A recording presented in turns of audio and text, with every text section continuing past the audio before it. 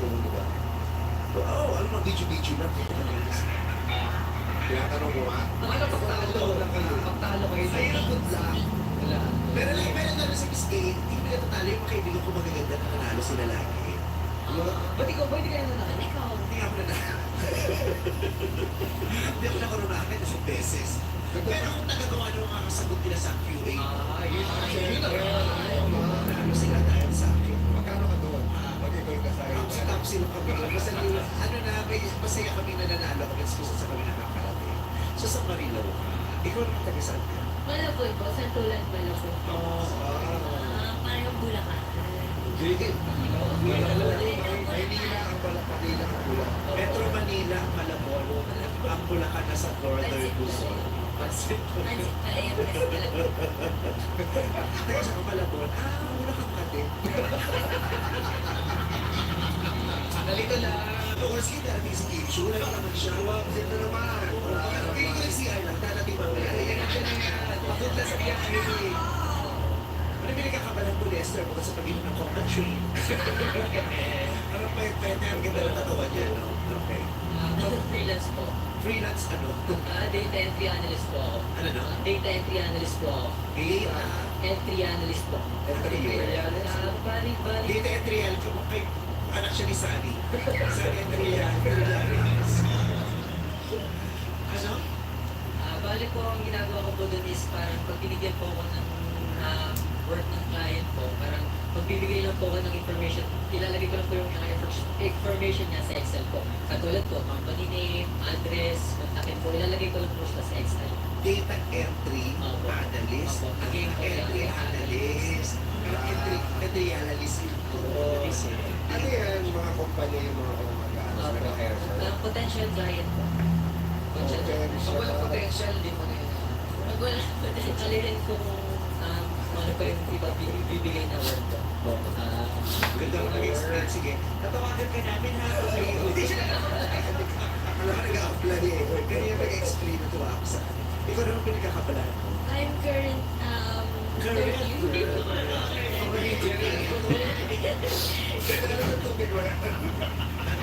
Incoming third year po.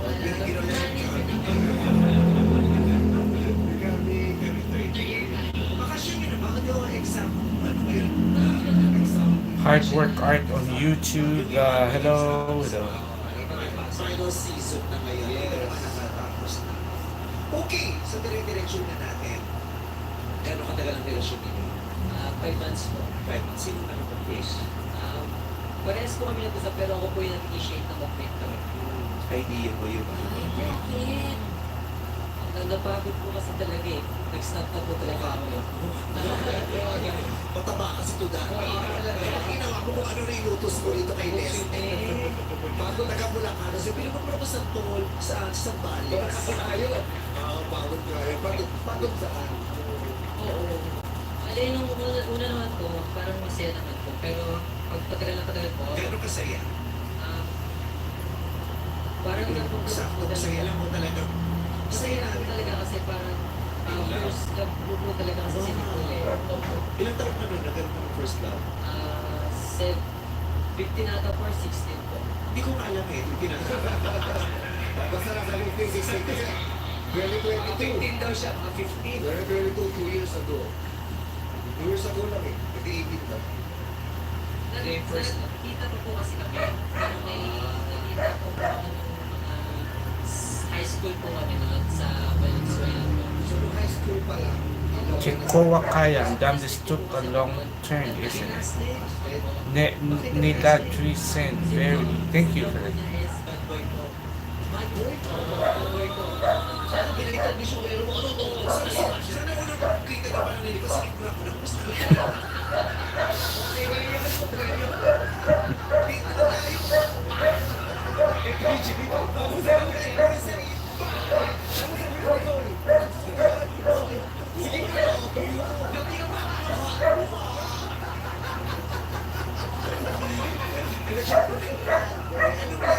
Siyempre sa akin, oh, grabe, itong problema. Diba? Siyempre yung OA yung ginagawa na sa atin. Pero anong bad boy? How do you describe a bad boy? Siyempre Siyempre po that time, immature pa po kami since way back 2018 pa po. Noon mga 15, 16 years old po kami. So, sa akin po kasi, sobrang bait niya po talaga. As in, innocent po. Yan, innocent. Yung sa bad boy ko po, yung ano, yung laging naasar, ganon. Yung itsura pa lang, parang masasabi mo na, ay, bad boy, parang ang lakas nung dating na makot, mga ganon yung lakad, ganon po. Yung naka-open yung polo. Yung mga ganon po, yung mga ganon. Eh, yun naka-open yung dito kasi may saksa. Eh, nalito sa mga ganun eh, naka-open dito ba yung may saksa? Pinutok siya. Hindi naman ako dapat, magdaan lang ako. Hindi, bakit gano'n yung gusto mo? Saan nanggaling yung attraction mo sa ganun klaseng lalaki? Ang kasama mo ba sa mga bad boys? Kaya gano'n ang tingin mo? Ang imahe mo ng isang lalaki cool? O maraming naliligaw sa'yo ba? Tapos may mapanood siya. Hindi po, that time po kasi sobrang lakas po ng dating ng mga ganon na lalaki way back 2018 po. So parang yung standard po, yung ano, parang ganon po yung itsura, ganon po yung pathway na ang lakas ng dating na Siguro, ika-ika. Siguro sa school nyo, nakakita ka ng mga ganun na gusto mo, nakakagano. Siguro. Hindi na may ganun sa security guard pa. Hindi, kasi presidente ng prat. Tapos, ayun, Malakas ang dating. okay. So, hindi ka masyadong na-attract sa mga masyadong mukhang mababait, yung mga mukhang Studios. studios, geek, good boy, mukhang mamas ba yung ganun, hindi ka na-attract dati. Opo, that time po. Okay, so nag-basket ka. So, nandito mo na yung eventually sinagot ka na. So, sinagot ka, isang taon kayo nagkasama, masaya naman. Naging masaya ka talaga sa feeling niya. Opo, naging masaya naman po. Ano yung hindi mo makakalimutan na ginawa sa'yo ng ex-girlfriend mo si Nicole? Hindi ko po nakakalimutan is yung parang lagi niya po akong tinutulungan po. Kasi po, medyo selfish din po kasi ako eh. So parang tinutulungan niyo po ako lagi sa mga assignment po, sa mga parang kung paano ko gagawin. Kasi hindi po talaga ako marunong mag-handle ng relasyon. So parang sinasabihan niyo ako paano yung gagawin dito, at saka dyan. Yun po. Ikaw naman, ano yung most memorable na ganap yung dalawa? Pinaka-memorable po yung every time na hinihintay niya po kami. Tapos sasabayan niya po Hintay ako. sa akin. Nandun po kami. Balik ko, ang dismissal niya po kasi is mga 12 or 1 p.m. So, ang dismissal ko po is 4 or 5 p.m. So, hinihintay niya po ako sa isang ako. So ano, naubos mo lang yung scramble sa mas nakakakaryola at saka ilumak na ubos mo.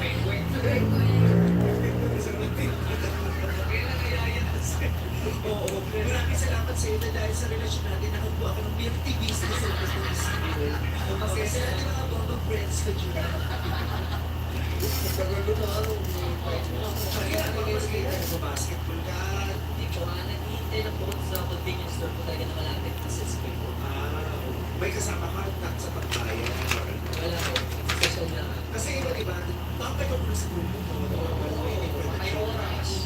Pero yung mag-isa ka lang, grabe yung dinivote mo ng oras of devotion din. Hopeless devoted. Sana nakatry ka na ng trabaho sa Mga 3 hours ka ba? Ilang pagdo ka sa pagdo, di ba pagkain? Ilang buwan yun na ginagawa? Ano lang naman po siya, parang siguro twice a week lang. Kasi nga po, need ko rin po umuwi kasi malayo rin po yung bahay ko. So, Bulacan po, as Caloocan yung school. So, pag umuwi po ako, pag inatid ko po siya, aabutin po ako ng gabi. Punta na tayo sa napagod. Napagod ka sa pag-aantay, sa Sa pag-expect. sa pag-ano po, sa pag-i-interview po, or laging pag-adjust po sa kanya. Dahil, bigyan mo sa kami ng konteksto, saan ka nag-a-adjust at saka sa anong aspeto mo siya inuunaw. So, galing po kasi siya sa toxic relationship. So, yung sabi ko nga kanina na bad boy yung anak niya, nakahanap po siya. Pero 3 taon po siya noon sa bad boy nga po relationship niya. Toxic po yun. So, parang nung naging po kami, parang ina-apply niya po sa akin. And parang yun nga po, syempre galing po Ang alin, ina-apply na sa'yo. yung parang naging nangyari po sa kanila na trauma po sa kanya na parang na sinasaktan na parang nag-cheat po gano'n na sinasabi niya sa akin na baka mag-cheat lang din po ako.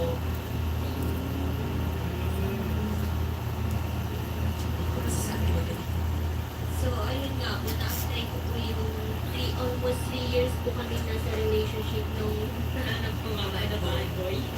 And then, okay naman po, pero yung time na may mga toxic trait po siya, akala Master Ria, thank you.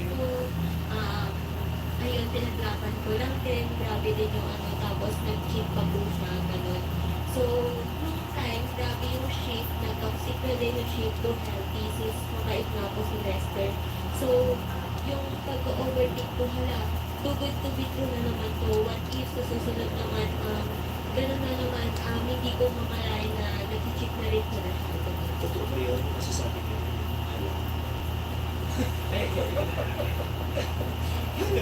Alam mo, Ano ako sa kinataon, sa dami na nangyari sa'yo, trauma ka ng lahat, pero ang natatara mo talaga na sabi ko yung hala. wala, ito na naman ba?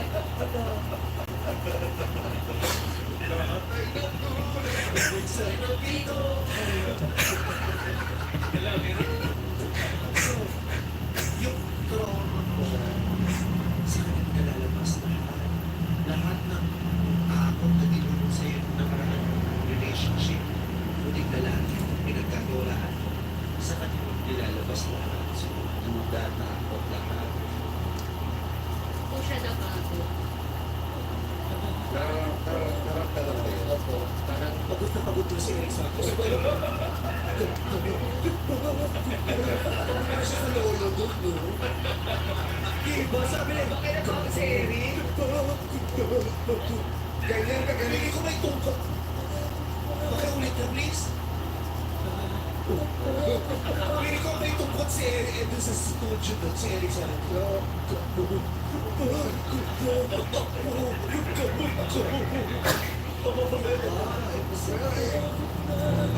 Ganyan ka ganyan si Eric. May sakit na recording. Sa pre-maintenance na siya ng mga oras na yan.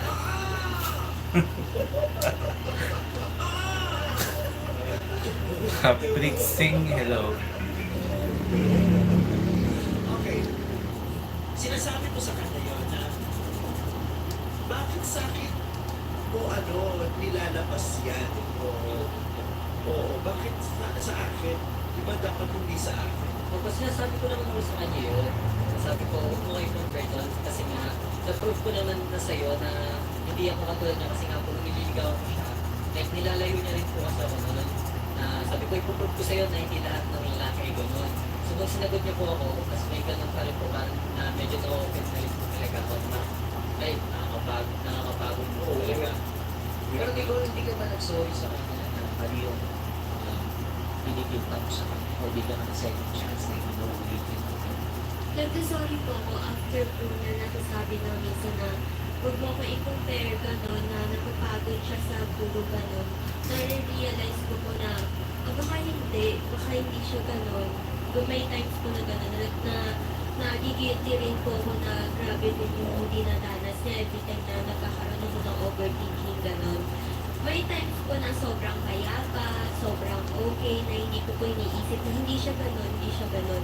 Pero may times po talaga na maano mo na baka mapunta ulit ako sa sitwasyon na gabi-gabi gano'n na kailangan mo umiyak para makatulog, gano'n. Nakailang ganun ka na? Kasi hindi na siya. Ganun na naman siya.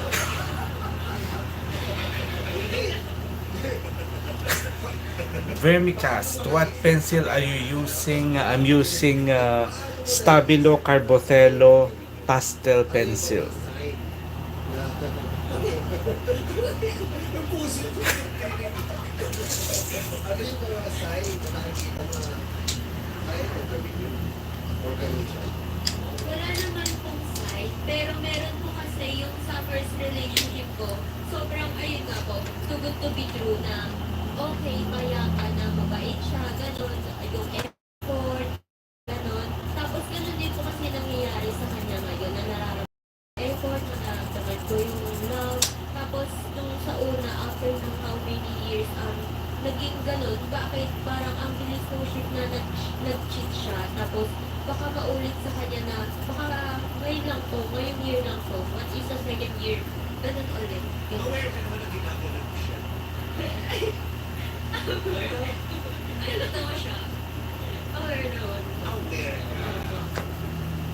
Hindi kaya pa nakiputas mo lang dun sa ex ko. Hindi po. Vermicast. Wow, that is nice. What kind of technique or method are you using?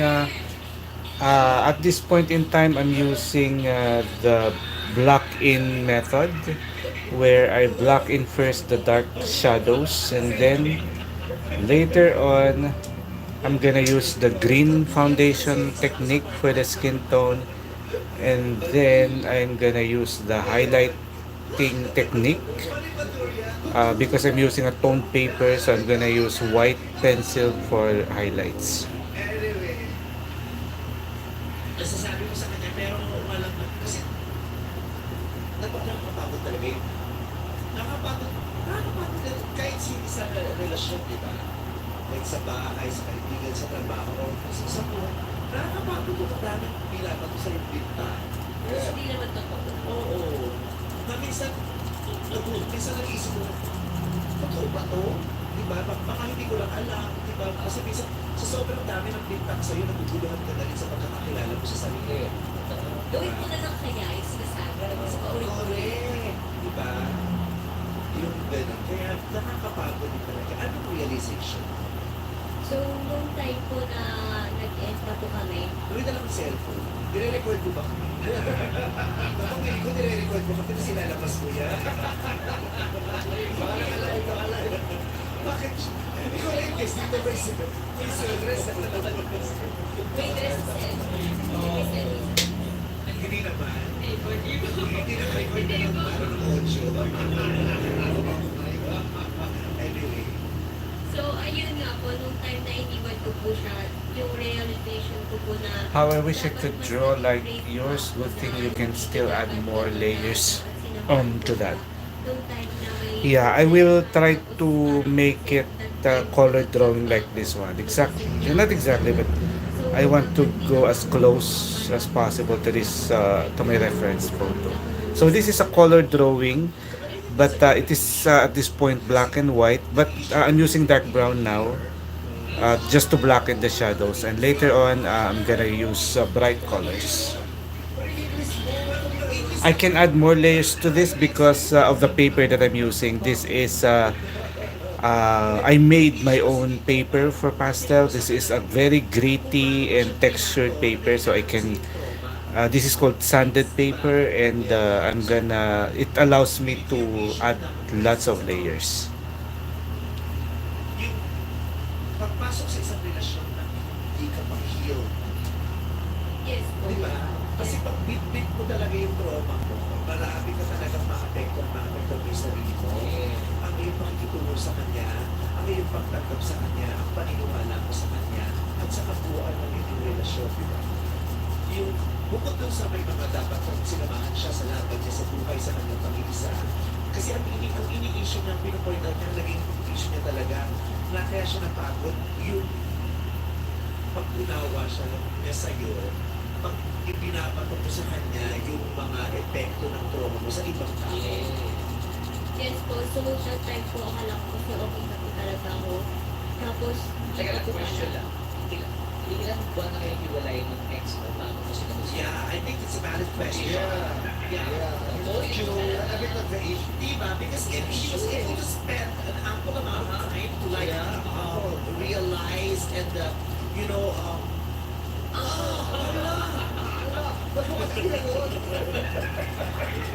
One year na rin.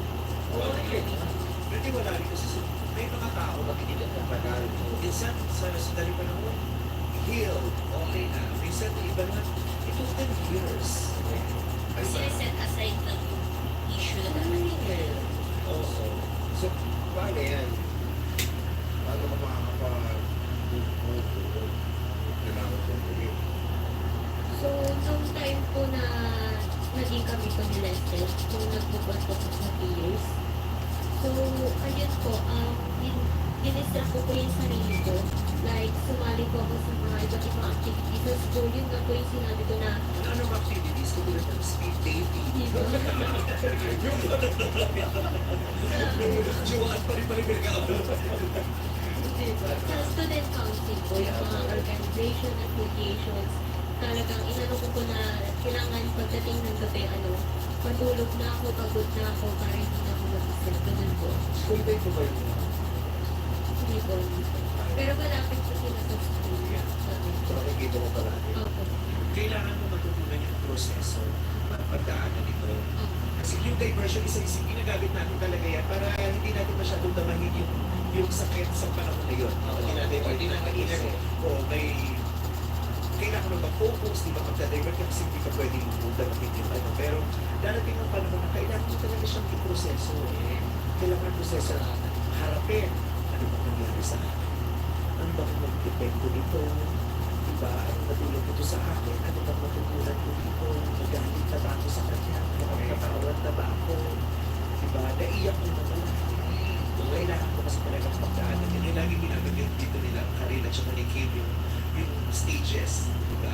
Stages of the process of So, ayun po, yun po siguro yung mali ko na i-divert ko po yung sa iba yung attention ko na dapat nanghihin ako sa sarili ko, dapat kinakamusta ko rin sa sarili ko, dapat umiiyak din ako ganun, dapat di ko tinatakpan yung sugat na nangyari.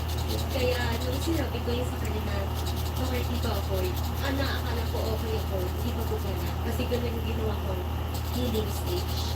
Pero meron ka naman na sasabihan sa lobby mo, problema. Opo, may kaibigan naman po, may best friend. Yeah. Nakanya ko na sa Pero yung iba din kasi, tawag dito, kaya nakakapasok sa relasyon kahit hindi pa fully healed kasi minsan baka nakikita nila yung tao. Ito, feeling ko, makakatulong siya sa Vermicast, can you suggest a nice paper for colored pencils? I only have colored pencil I cannot afford. Pastel pencil, way expensive. Can I also apply that kind of method on colored pencil? Yeah, that's the same thing that I do with colored pencil, the blocking in technique, going from dark to light. Paper. Paper. If I don't know if you can afford the Strathmore, the cheapest Strathmore paper for colored pencil, which is the Strathmore Bristol 300 series vellum surface. That's not cheap, but that's a great paper. But if it's not yet affordable, you can try to use cheaper papers like Fabriano mixed media paper or Canson Sia grain.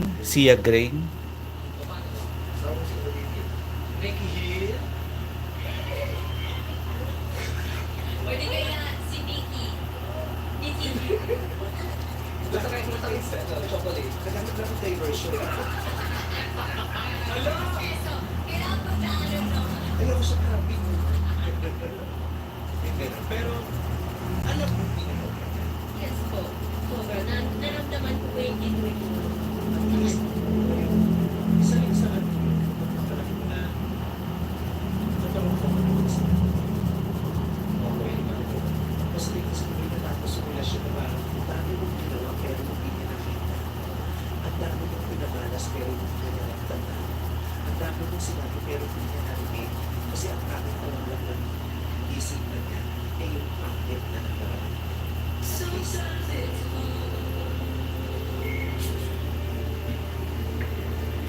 Magbabalik po ang 700.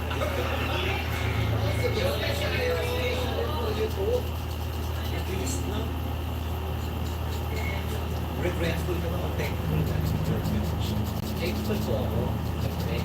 Kasi hindi naman po talaga sa kanya yung problema eh. Kahit naman po siya, parang alagin. Ang problema lang po talaga is yung past niya. Parang, siyempre, trauma po. So, ako talaga po yung mag-adjust para sa kanya. Which is, okay naman po sa akin. Kasi parang niligaw ko po siya. Pinupro po talaga. Like, gusto ko i-prove sa'yo na worth it tong love na to. Na parang pagigil ka dito. Hindi mo mga masusisi yung mga nag-let go kasi talagang napagod. Diba? Yes. Nainip na pagod. Diba? Pero saludo ako dun sa mga partner sa buhay na sumasama. sa mundo.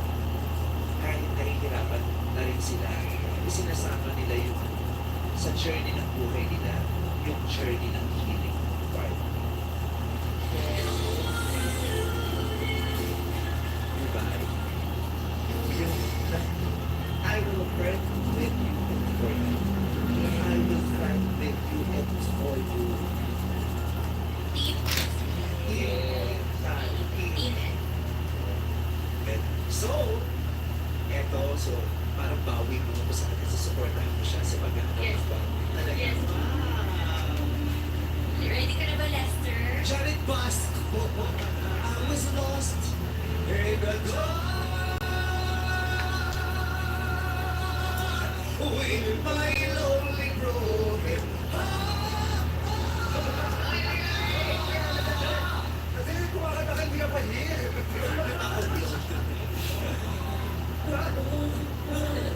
Ayun na naman si Eric Santos. Nagpupuluban siya.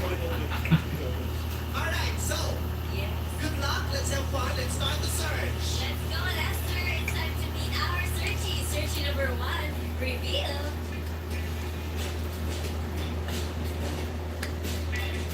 What's up, madam people? My name is Amber, 90. I'm Lady Rider ng Paranaque City. Oh, Lady Rider. Alam niyo ba, apelido niya yung Amber. Dahil ang pangalan niya ay Telephone. Telephone Telephone Number.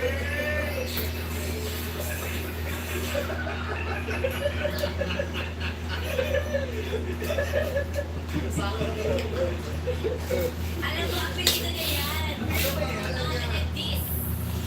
Maglasang Sophia Lee. I can't stop watching your videos. Thank you. Antay niyo lang, hindi pa nagiging. Ano ba kayo? Magiging Pasko sa inyo, magiging mauna.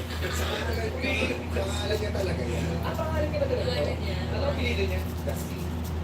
Amber the Sea! Amber the Sea! Pero huwag ka mag-alala, kahit anong sabihin nila, Oo. magandang pangalan mo. Amber. Oo. Ano ang pili niya? Ano ang apelido? Oo. Isa yan. Amber the Sea. Takot yung isis. Pero Amber, hindi sabi.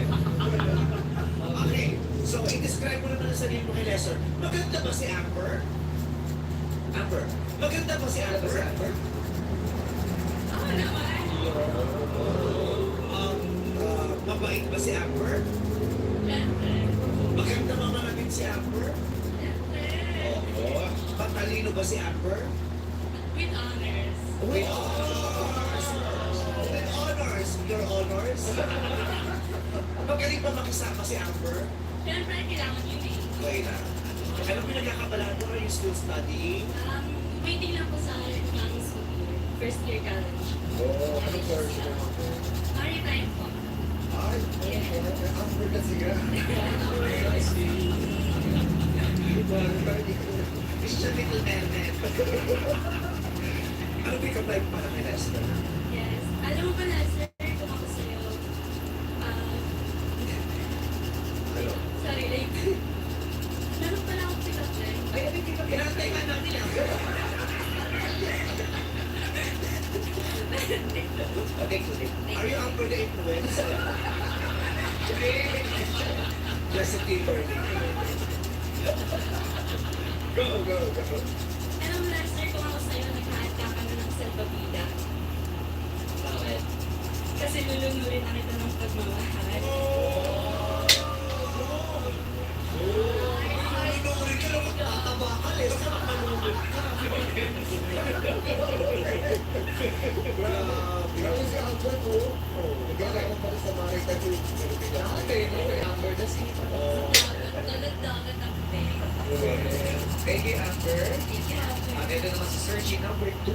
Reveal.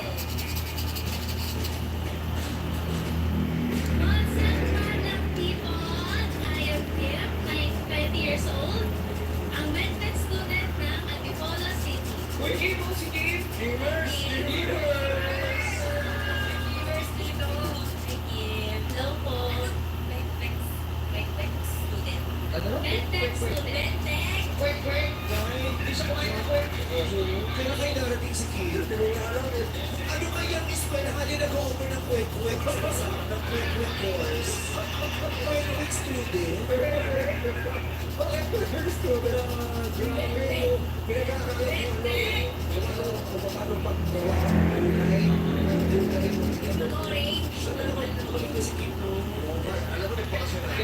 Shoutout sa'yo, Kim. Grabe yung kwek-kwek student, tapos lahat po nag-aaral orange. Tapos naman suka. Oo, tapos sa isang section, apat na nakaisang tao. Yung estudyante naka-stick ko apat. Uy, ito, nagaling ka ba dyan? Oo, tapos pag elementary sila, first ko elementary sila, so igalan sila sa suka. Tapos principal yun lang, tapos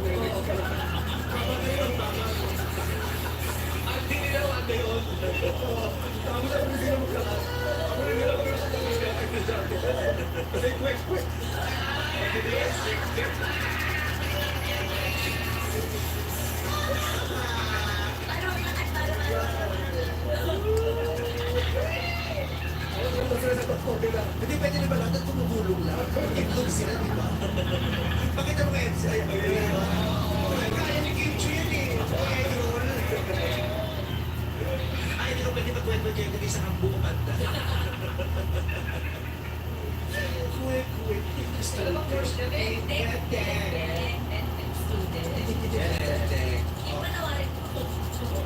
Kim, yung David Martin na lalaglag yan. Kinakamakit kasi ako. Kasi paano pala? Pero napatid yung garda, tapos hindi ko kasi natatanong, palda talaga yung kindergarten. Okay, saan nag-aaral? Sa Arnadian Park. Sa Venezuela? Sa Antipolo. Okay. So, i-describe mo naman si Kim kay Lesson. Maganda daw kaya si Kim? Pero Oo naman, sobrang ganda mo naman. Kaya siya yung tinatanong.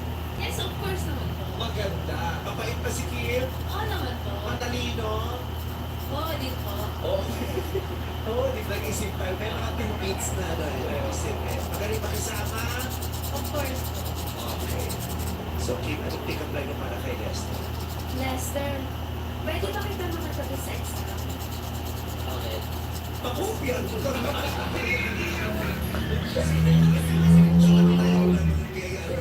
Ako sa Maraway. Hindi kasi actually, I wanna feel perfect beside you. Oh, Perfect. perfect beside. Thank you. English. Yeah. Perfect. Tari po pare-pareho pa naman tsugi yung suot ni Amber tsaka ni Kim. Ganda. Pero ang ganda ng tela nung kay Kim. Ganyan yung half sleeve ng lola ko eh. Alam mo yung half sleeve kasi sa sobrang matatanda yung sa loob ng ano. Bago magpapagawa, mamadulas yun. Tapos hindi nila pinapantindi yung iskapila nila. Yung mga basag-basag na maliliit dito. Sa may burda pa yun. Kasi pareho sila magkapalit ng nanay. Rosary. Okay, section number 3. Reveal! What's up, madlang people? Bago pa na si Jaira, 20, ang student leader, dancer, and athlete ng Batangas. rap. Tapos ko na po yung face and hair. Wow, ang bilis naman. Taekwondo po nung junior high school. Ay, huwag kayong gagabol-gabol kay Jaira. Nagwano siya ng junior high school pero napilay siya ng senior high. Nag-pelter ka. Hindi po, hindi po. Ano po? Blue belt po. Blue belt ako, blue siya. Pero pala yung sundin mo? Kinayato niya sa pagiging. Blouse yan! Blouse yan, blouse! Kaya ako blue siya kasi blue belter. Kung tinayin ka rin, hindi mo pa alam yung belt at saka blouse. Mas kailangan ng mga ano, di ba? Yung mga black pepper. Yung school ko kasi namin, may instructor po kami na black belter. Then siya po yung nag-introduce po ng taekwondo. Marami kasi yun sa University Belter. Doon nag-aaral na Yung nag-aaral. Yung pinakapasakot na belter eh. Ano?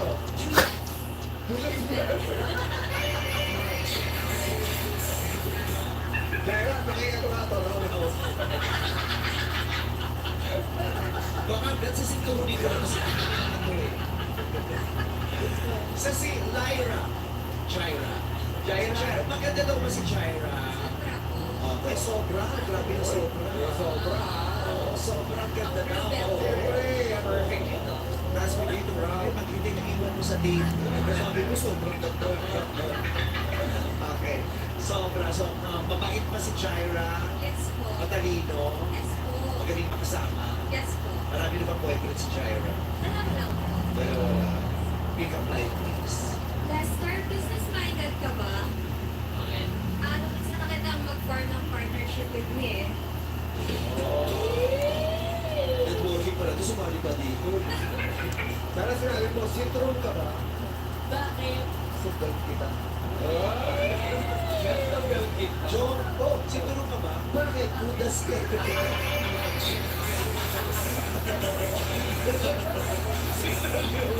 Nakakal yung joke. Bakit ang kanal ng joke ko? Alright, so, ano ba sasabi ni Nicole sa mga girls na nandito at makikilala ni Lester? Yes, lahat naman po sila is magaganda and pleasing po tignan. Pero, ang pinaka-gustuhan nila, yes po, is I, si Jaira po. Si Jaira. Ang blue belter. Actually, lahat sila magaganda din talaga. Oo, bakit gusto mo si Jair? Ang bad girl. Kasi tayo ko ang blue filter. May kasi sa bad girl, nakalaban. Bad girl ko. Jair, tatsakan mo ba sa mga sa pigil? Ay, siya. Jair, maliit mo naman pala akong tatsakan mo ko sa pigil. Pag tinatsakan ko. Ikaw ito ba dyan sa pigil? Ang laki niya. Maglalagyan ka dyan. Okay, let's start the question sa sarili tanong. Ano? Malamig, sal. Ano ka, Tim? Salamin, salamin, salamin. Ano ka? Sino ka ba talaga? Si Ami Austria. Regina Pareño. Makahiwanan sa labi. Ganon. Salamin, salamin, salamin, salamin. Pampatino. Bigay mo na yan! Ito na. Tanumin mo na, hindi mo ba sa akin sila? Parang napapagod kami sa'yo. Ano ba papapos? Joke lang. First question. Anong napanood mong eksena sa teleserye o pelikula ang gusto mo Sigas sa bigas ko. Ano na talaga ba eksena? Bakit ako nalaman? Ito naman. Ito na ba doon? Ano naman ito? Eksena. Alam ko, soko eh. Maganda ka kay Siri, gaganda ka magbasa. I-modulate mo lang, you try to modulate your voice. Okay, tapos open your mouth. Kasi may pag nagsasalita ka ng hindi kong bilbo na yung bibig mo, lumiliit din yung tunog kasi. Kaya yung mga hangin naman. Open your mouth. Tapos kaya, ano yun? Bakit kasi pag umpaw ng Uy, pag tinawakan mo kakainin ko yan. Ang baboy, hinawakan niya, kakainin ko yun. Dahil na ano ko nga, kasi nga nakakapasura. Ugasan mo yan. Ugasan mo yan. Okay, ugasan nga to. Anyway, kung wala ng tama yung bibig. Anong napanood mong eksena sa teleserye? Modulate mo lang. Kailan may hangin? Ano? Anong napanood mong eksena sa teleserye? Ba't gano'n ito? Anong naman mo kasi? Ulit. Kailan? Pamagal lang, Normal lang, normal lang. Anong napanood mong eksena sa teleserye o pelikula ang gusto mong muling maranasan? Ilang taon na? 20, o lagay mo na ang buhay ng 20. 20. Lagyan mo buhay mo. Sakay ko niya, 20. Tatagay ka pa ba? Tatagay mo. Tatagay mo. Eh, okay na lang. So, first question. Anong napanood mong eksena sa teleserye o pelikula ang gusto mong ring maranasan? Gusto mo ma-experience. siya yung nagsasalita sa Mabalano District at SPG. Okay. So, meron daw mga napanood nyo eksena sa ano? Parang sa Teleserye. K-drama, Sa pelikula, sa teleserye, nung nakita ko, ay, gusto ko pa-experience yan with my boyfriend. Amber. Yes, ano po, kasi po hindi ko po alam yung title, pero Ay, di ba? Kailangan. Ano ba yan? kailangan po. Sino Vita? Kilala mo? Hindi po, Ano yung eksena? ano po siya yung Seven Prince of South Korea. This is my favorite movie. Me too. Nakakalasing yung pelikula ng yung Rambo. Sino binata si Rambo? Si Rambo Revilla. Okay, so, K-drama na rom-com. Ano yung eksena na gusto mo ma-experience mo with your boyfriend? Gusto ko kasi yung medyo, ayoko na kung medyo mabait ko sa umpisa. Gusto ko yung ina-assert muna ako. Ay, pwede? Hindi yung Medyo makain-kahit naman. Ano yung eksena na gusto mo mangyari sa'yo? Nung napanood mo yung, ano yung specific scene? yung inaano niya yung lapis sa girl. Nasa school ceiling. Yes, inaano niya yung Voice over flower ba yan? Hindi ko naman alam. Kami yung sinisisi ko, yun na kami. Paano ginagawa sa lapis? Or yung True Beauty, yung kay Chao no, ano, True Beauty ba yun? Yung Chao. Opo, yung may beauty po yung ano dun eh. Tapos yung beauty dahil marami siyang tekas, tapos nag-makeup siya ng kapal. Oh, True Beauty. Tama ba ako? Oo, True Kay Beauty. Chao. Try it mo. Chao. Good mo. Chaot. Parang dyan ang bigkas, Chao. Chaamin na lang. Joshua Pope. Good morning. Good morning, Joshua. Utski. Napakalupit mo po. Salamat, Utski. Di ba mali ako sa Oo, pero super mali ako. I-stop ko sa seguridad. Ay, talaga ba? Di ba i-stop yung nasa isang lugar lang, ilang beses yung nasa isang lugar. Pero nahihiya ako. Wala kang picture pa. Binigyan siya ng isa. Hindi ka nagpa-picture. Kaya ako eh. Dahil bodyguard. Oo. Eh, tatlo kung dalawa, kaya ko yun. Tatlo yung bodyguard. Okay. Ako okay mo, trying mo, tsaka si trying mo. Oh. At least ikaw, mukha kang ano. Di ba TV? Nakakainis, hindi ko makita ako. Sabihin mo sa commercial Sabihin ko sa commercial. TikTok ko niya. Okay. Bakit gusto mo yung ginagawa ka ng lalaki? Nilalaro yung hair. Ayoko kasi nang parang mabilis. Parang ang bait eh. Ayoko nung parang mabait pa kasi. Pinalilito mo ba si Lester?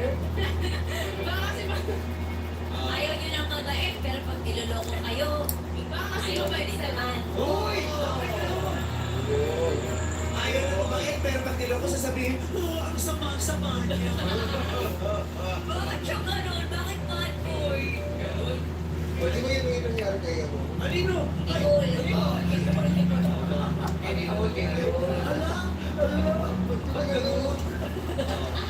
Anyway, so gusto mo yung gano'n, yung eksena Yung yun. mapakas. Okay. Yung susunod na dalawa, baka may spray pa isip yung specific scene. Oo, kasi gusto din namin ma-imagine yung sinasabi. Okay, Sa akin po yung sa Legend of the Boost. ano Yung eksena? nagiging mo. Kasi may scene po dun yung nasa snow po si girl, tapos hindi niya matiis, kailangan niya pa. So parang gusto ko ma-feel yung ganung type ng vibe na kahit na nag-aaway, misunderstanding, layas, ganun. Pero pag mahal mo, hindi mo talaga matiis sa harap ko natin mo ba yun?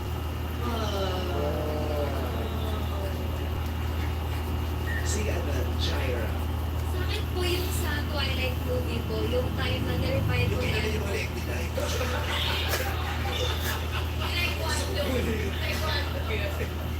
yung time po na nirepire ko ni Edward Severa nang nanganak po siya. Kasi, di ba po, parang po sa family ni Edward, sis vampire po sila. Parang impossible po yung relationship nila. Magandang hapon po mga kabarangay. Si Bella Para po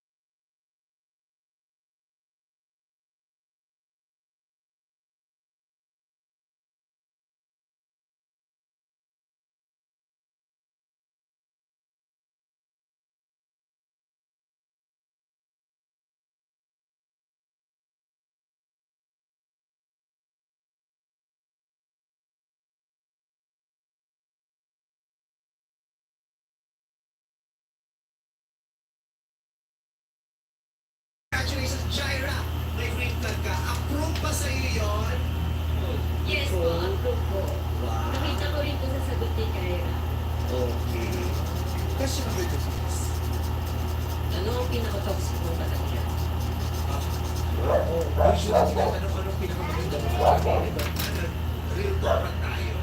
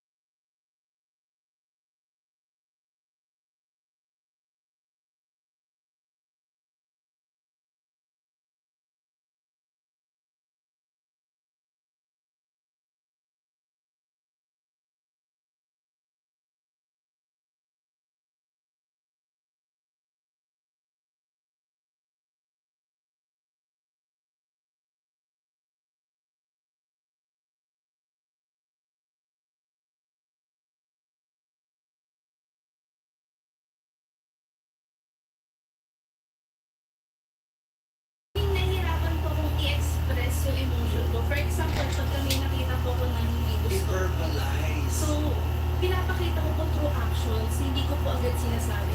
So, parang minsan, nag-expect mo ako na parang, dapat alam mo na, parang gano'n po. Nakakatalag yung pag galing siya, pinag-vocalize ko. Parang siya.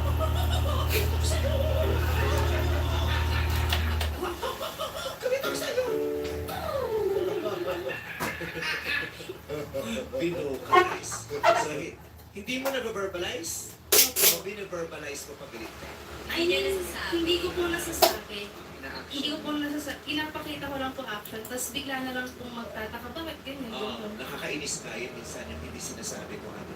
So, Lester, Siguro po ano sa number, akin na-appreciate mo? number 3 po. Talaga. Jaira! Gusto mo yung ano, considerate siya. Na minsan, kaya minsan, Sugarcoat. oo. Madali lang din po kasi siya parang turuan, kung baga, tsaka po parang gagabayan mo lang na wag sumobra. So, Guidance counselor ka ba?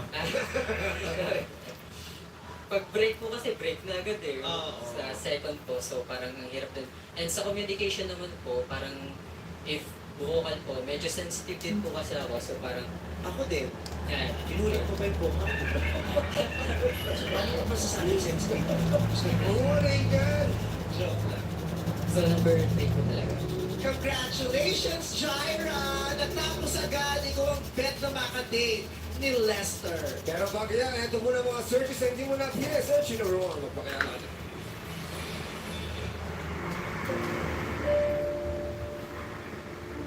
Hi, Lester. Yun, sana maging okay kayong ni Jaira. Mabait yan. Thank you, Linda. Thank you, Amber. Kim? Si Lester. Nice to meet you, Jester. Thank you sa time mo and babait yan si Jaira. Pinahiram niya ako ng ano. Ayun, thank you.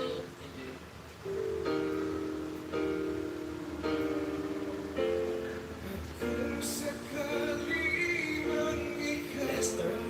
Meet Jaira.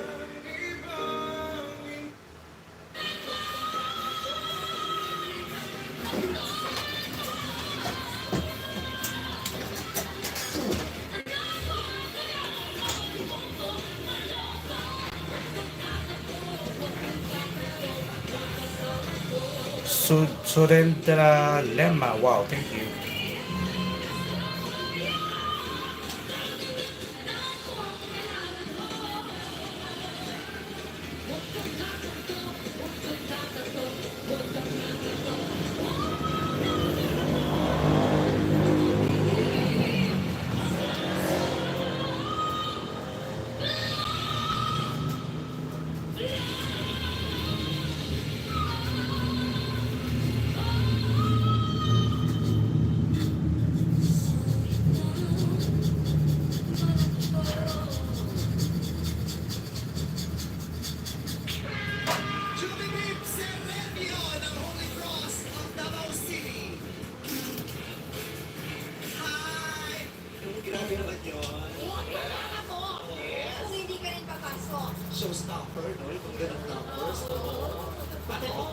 Magsisibumalik sa'yo.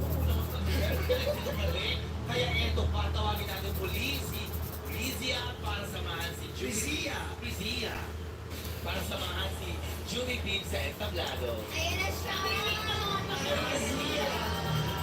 Ria and Shooty Bear. Magaling din siya. Parehas. Oo. Hindi natin makakabay kung di magaling na mag-audition yan. Gusto sa akin dito, di magaling. Ikaw nga, sinalang ka natin. Galing-galing mo. Salamat to. Oo, magaling ka, tagal, magaling ka. Kahit hindi lumalapag yung foundation sa mukha, magaling ka. Try mo na ng setting spray. Bibigyan kita. Naka-buy one get one. Sa shop, dami kami sa Shopee. Oo. Ano ba? Bakit kinakagaling? Anong kinakain mo? Ano po? Chicken. Chicken at tinapay. Klaseng tinapay pa po dito. Ano? Ensaymada po. Milky cheese sa panaderia po. I'm sorry. May ganun pala. Milky cheese. Mina-microwave mo bago mo kainin. Ay, di po. Diretso na po. Yeti SN, hello. Kainin half na sa microwave. Pasok mo yung ulo ko sa pero kung makalimutan mo yung pangyayari yan sa buhay mo. Taray, no? May insane pa. Ano ba naman po sa insane pa? Nalisihan ko nga yun. Inside ko siya. Sasabihan ko yung tayo. Ay, Oo, kasi nakain mo putok. Puputok ka yung boses mo. Pero yung putok masarap lang yung sa ibabaw. Yung sa putok part lang. Kasi di mo may asil sa iyo. Ano naman sa putok-tok? Yung sa putok part lang. Pero yung sa loob kasi talaga. Tsaka parang hard kasi. Yeti SN, what's the difference between pastel and charcoal and colored pencil? With charcoal, of course, it's just black. And with pastel, it's colored. With colored pencils, it's a lot softer. It's a lot easier to blend and easy to layer. It's powdery, not oily like colored pencils. So, essentially, this is a quicker medium to use for a portrait. But it needs a specific kind of paper. Unlike colored pencil, you can almost use it to all kinds of papers. But pastel pencils, it requires a gritty and textured, super textured paper for it to be layered like this. Sabi ng pangalan, pwede mag-Roy G. Big Ben at QB. Rainbow, di ba? Rainbow. Right. Di ba? Kasi punta kay QBB. Bakit nga ba QBB? Di ko rin alam. Alam ko na usap na ito. Hindi siya combo ng mga parents mo. Pangalan ng parents mo. Hindi rin. Kaya siya. Pare, tinatay ka kanina, ano di ba? Casey. Pero yung speaking ko sa Inspirado. Ang secret parang Juby Bear. Grabe lahat unique. Pero para siyang si Jackie. Very independent. Ay, wow. Na? So proud. Itaas ang bandera ng mga independent. Wala pa kayong hawak. Ano ba? Ay, wala. Gusto ko yung brad. Ako na lang, itaas ang bandera. Pakipulak ng bandera. Tapos yung sabihin, sa lahat po ng mga katulong na saludo po kami sa inyo. Pero hindi mo sumasabi. Sinasabi lang. Bakit gawin ko? Nagsuhin ko. Puro kayo salita. Di ba? Ganda na yun. Bakit very independent ang atake ni Juby? Yeti SN, I watched your video where you made your own paper. Is this the same thing you did here? Yes, exactly the same thing. Working student. Anong gagawin mo kung mas matanda ka sa magulang? Kasi minsan magulang niya, matanda na ako, kayo nang bahala sa akin. Kailan na sa anak sa akin, pero matanda ako. Ang galing na naisip mo. Ang galing din. Ang galing. Magaling kasi po sa MC yan. Pero bago ako lahat, gusto ko lang patiin si Bob Navarro. He's watching.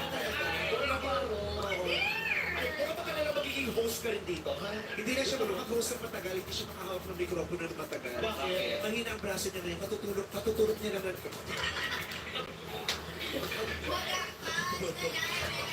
Na-injure kasi siya. Na-injure. Sino ba magko-comment? Mickey Mouse. Labi ako. Ito, sobrang niyang healthy and strong and very, very pogi. Pakinggan natin her out of Mr. Oki Alcacid. Sabi ko na nga ba kayo tinutukoy mo? Maraming salamat kay Risha. Solid yung performance mo simula hanggang sa dulo. Talagang solid. Ang galing mo magkwento, tsaka ano bang pinag-aralan mo ng mabuti yung awit o di kaya meron kang statement kasi ramdam na ramdam mo. Ang galing mo doon.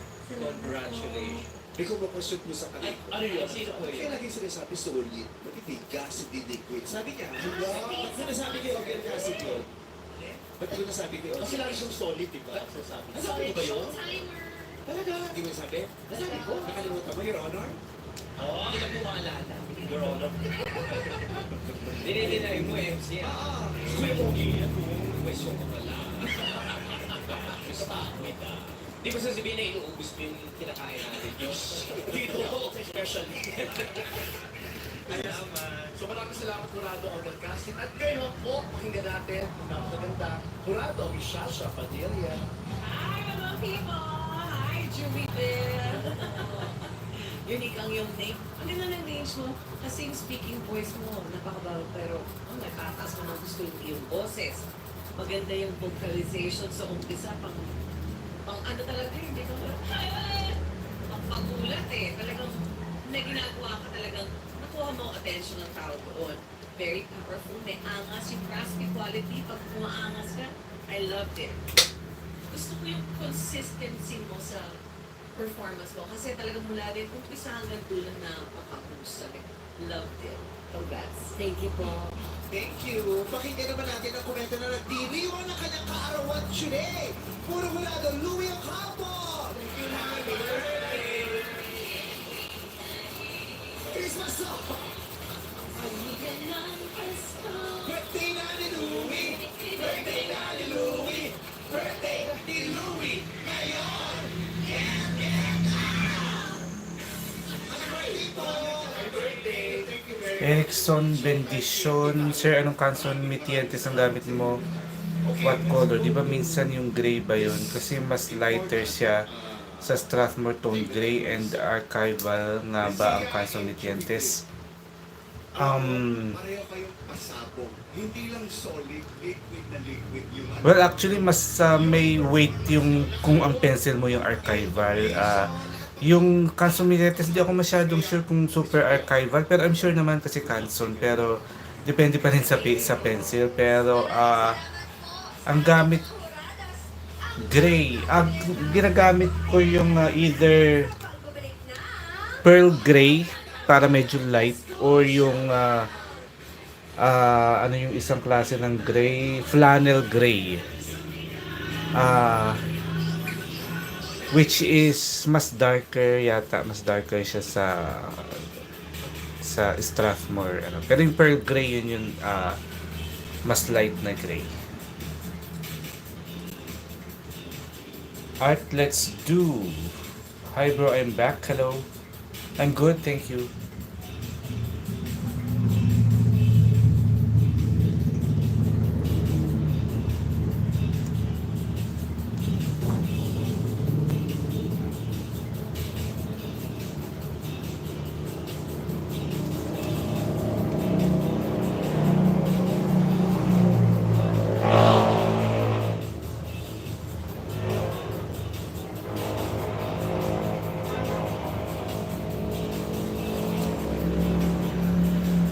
Ibig na.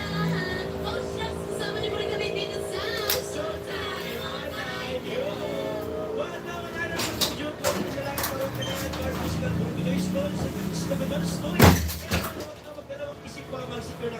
Ating June 23, 6 shows per week na sila. Call Anthony Neruta at 0917-872-858.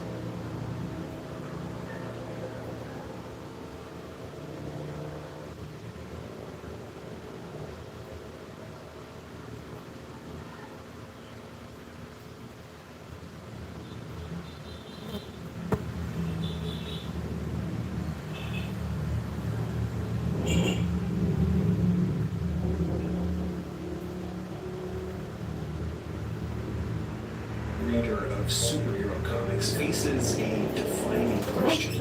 Marvel or DC? Too fast. Questions too to enormous casts of heroes and villains to hyper-passionate fandoms. Eric Sobredition, sir, natapos mo na ba yung Tom Cruise mo asking? Tom Cruise?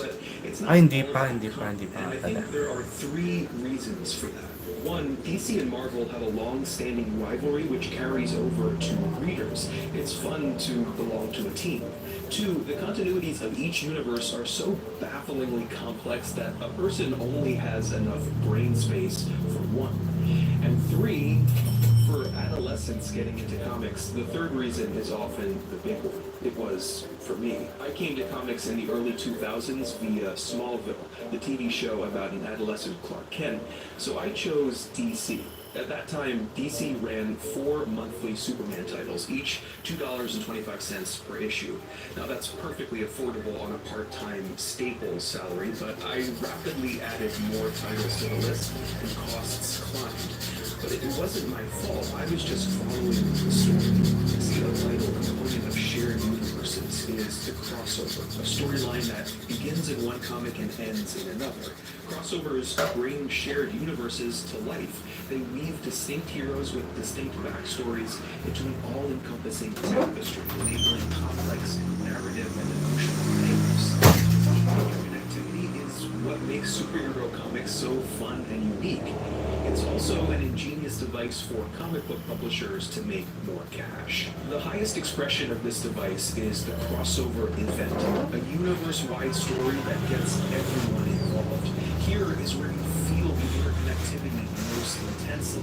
Here also is where you spend a shit ton. In years I was buying superhero comics, DC leaned heavily on crossover events. The earliest I can remember is Our Worlds at War from 2001, which comprised 43 issues across a variety of titles. In 2004, they published Identity Crisis, which led to Infinite Crisis, which led to 52, which led to Countdown to Final Crisis, which led, predictably, to Final Crisis. Meanwhile, Marvel was doing its own crossover events, just as huge, just as pricey. And the costs weren't only monetary. Crossover events are a time and mental investment as well. There's a ton to read, a ton to remember, a ton to keep track of. I was fully plugged into DC Comics' continuity for a decade. I had a blast reading those stories, but eventually the costs became too great and I stepped off the train. For me, the greatest strength of the shared universe, its interconnectivity, became its fatal flaw.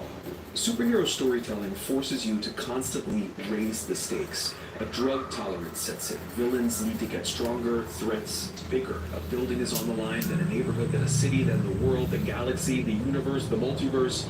Ultimately, threat levels peak, and to feed the stakes beast, you have to draw on interconnectivity. Bring more heroes, have them form a team, maybe kill off a major character. This arms race has an inevitable result. Reliance on interconnectivity grows, crossover events occur with increasing frequency, standalone stories become rarer, continuity gets convoluted, and more comics require a college course of background knowledge to be understood. In the end, the only option left is a clearing of the board, a refresh, or a reboot. Full continuity reboots are very rare, but partial or soft reboots happen all the time in comics. Things get simplified, histories erased, characters are brought back from the dead. This is the circle of life in superhero comics. And it's the circle that the Marvel Cinematic Universe has finally entered. The MCU is the most successful franchise in movie history because it achieved the interconnectivity that we love about comics. In its first 3 phases, comprising 23 mostly good movies, Marvel introduced heroes in standalone films, crossed over minor characters, then brought the heroes together for crossover events, gradually tying the phases together with cosmic MacGuffins and a big baddie who threatened half the population of the universe. It was awesome. As a kid, I never thought I'd see movies achieve something like this. With Thanos defeated and the universe saved, Marvel has to up the stakes even further, so it created the multiverse and tightened the web of interconnectivity with a slate of TV series. A pattern familiar to comic book readers is playing out. The costs for casual fans are steadily increasing, and a run of lackluster projects isn't helping the situation. In a tightly woven shared universe, bad movies break a cardinal rule. Never force people to watch something that's crappy in order to understand an upcoming project. Once you do that, entertainment becomes homework.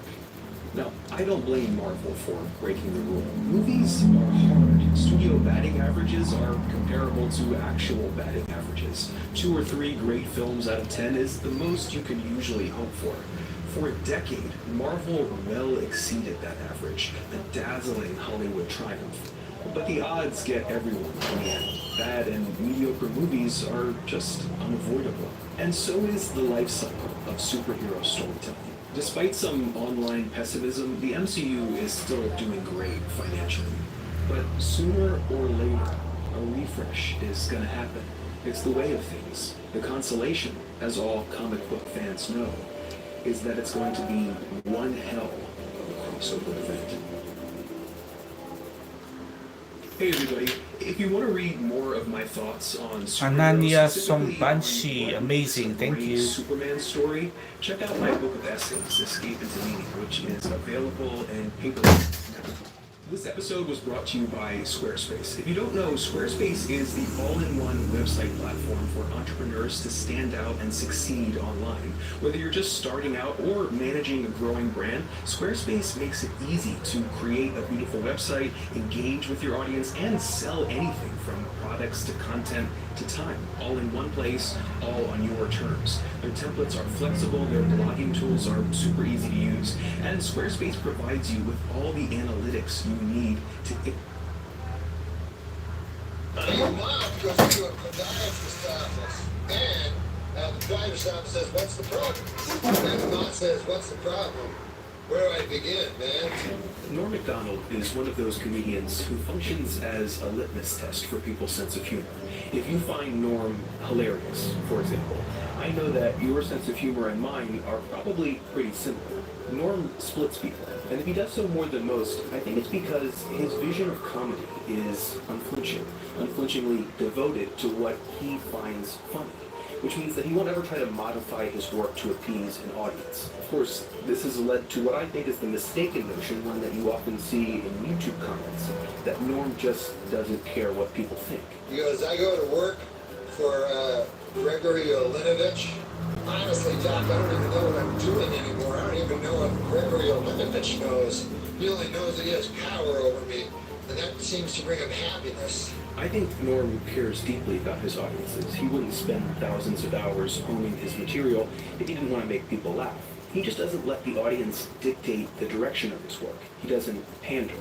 In fact, during his time at SNL as the host of Weekend Update, he often did the exact opposite. Norm's distaste for performing in front of an audience that was essentially forced to laugh urged him to tell jokes that would shock them into silence or gasps. A decade before Ricky Gervais made a splash by making fun of celebrities at the Golden Globes, Norm hosted the ESPYs with jokes like this. He became the first defensive player to win the Heisman Trophy. And congratulations, Charles.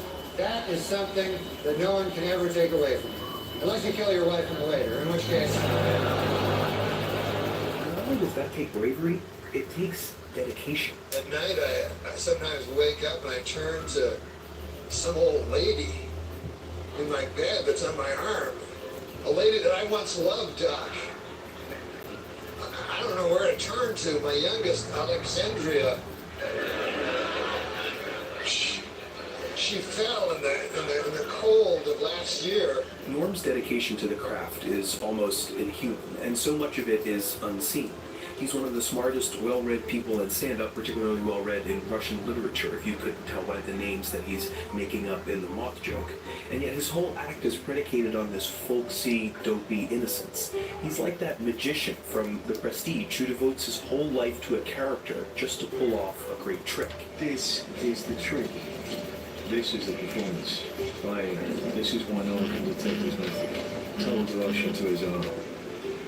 Not self-sacrifice. And my other boy, and this is the hardest pill to swallow, Doc. My other boy, Gregaro Ivanilidovich. I no longer love him. Norm's not trying to pull off tricks, of course. He's trying to pull off jokes. A joke with a premise and a punchline. It's kind of funny. Norm was known for his super short jokes during his weekend update period, and now he's known for these super long, rambling jokes that he often tells on late show appearances. It's these longer jokes which bear a resemblance to Shaggy Dog stories that often get him labeled as an anti-comic or a meta-comic. But he strongly insists that he is neither of these things. In interviews, Norm rejects anything that sees itself as above comedy, looking down on it either to ridicule or to comment. His jokes always have punchlines, and punchlines that make sense whether or not you think they're funny. He can deliver a joke quickly. Hey, you know the funniest part of doing an office conga line? When you look back and realize you're doing it alone and you're not in an office, you're in a psychiatric hospital. Or he can string out punchlines like pearls on a wire across a long story. This joke from his special Me Doing Stand-Up is 12 minutes long. Seems like there's too much news, because now they have 24-hour news. Now, when I was a young boy, the news was half a hour. That was the whole news. He starts by talking about 24-hour news and eventually makes his way to a detailed description of how he would murder someone. And the progression is completely natural. And then I would take her body to the woods and bury her in a very, very, very deep grave. Along the way, there was plenty of punchlines to laugh at, and as things get crazier, you get drawn into a kind of hysteria. A lady has vanished. Matter of fact, I'm kind of happy it's Janice and not somebody I know. I would like to meet her one day. That would be a lot of fuck. I forgot she vanished. Every time they will find you in a shallow grave. These serial killers are supposed to be so shrewd and cunning, But then when it comes time for the grave, a little hasty, What I would do is I would look at the lady, I would select a lady, and then I would follow her habits. You understand what I'm saying? What would I be holding in my right hand in the parking lot? But a cheese sandwich. I got a whole fucking van full of them over there. I would get her in there, and I would do that thing that makes me feel like God. And then I would take her body to the woods and bury her in a very, very, very deep grave. The intelligence of this joke is there if you want to look for it. The word choices, the phrasing, it's all precisely chosen. But Norm doesn't call attention to his own intelligence. The punchlines just appear like flashes of light. If only the cowardice was stronger, then perhaps I could bring myself to reach over to that cocked and loaded gun that lays on the bedside behind me. And in this hellish facade was this. In the constellation of comedy greats, Norm is among the least famous, but he's also one of the most underrated. That's because stand-up was never a stepping stone for him to greater success or greater fame, but an end in itself, an art to perfect. His kind of comedy is built to last, like a low-frequency noise that might not demand the same kind of attention as high-pitched sounds, but will travel a much greater distance in the end. Norm's jokes are the ones you'll remember late into your life, the ones we'll all be telling for years to come. Ralph, kuya, ano pong kulay yung mga ginamit nyo sa Pastel yung kulay kanina after nung black? Ano ba to? After nung black? Wala kasing name pero dark brown siya, para siyang dark amber. This is Doc. Let's talk about anime. Hello. Sometimes I feel like a spider, even though I'm a moth. Just barely hanging on to my web with an everlasting fire underneath me. I'm not feeling good. And so the doctor says, Moth, man, you're trouble. Well, you should be seeing a psychiatrist. Why on earth did you come here? And then the moth said, because the light was on.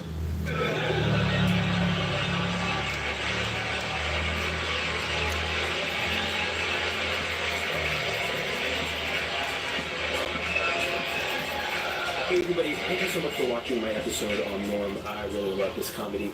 Make sure you subscribe to this channel if you want to see more videos like this every week or so, and subscribe to Norm's YouTube channel at Norm McDonald. You can find it if you just type that in, where he posts his podcasts and live show. This episode was brought to you by Squarespace. If you want to make a website and you want it to be a really easy process, Squarespace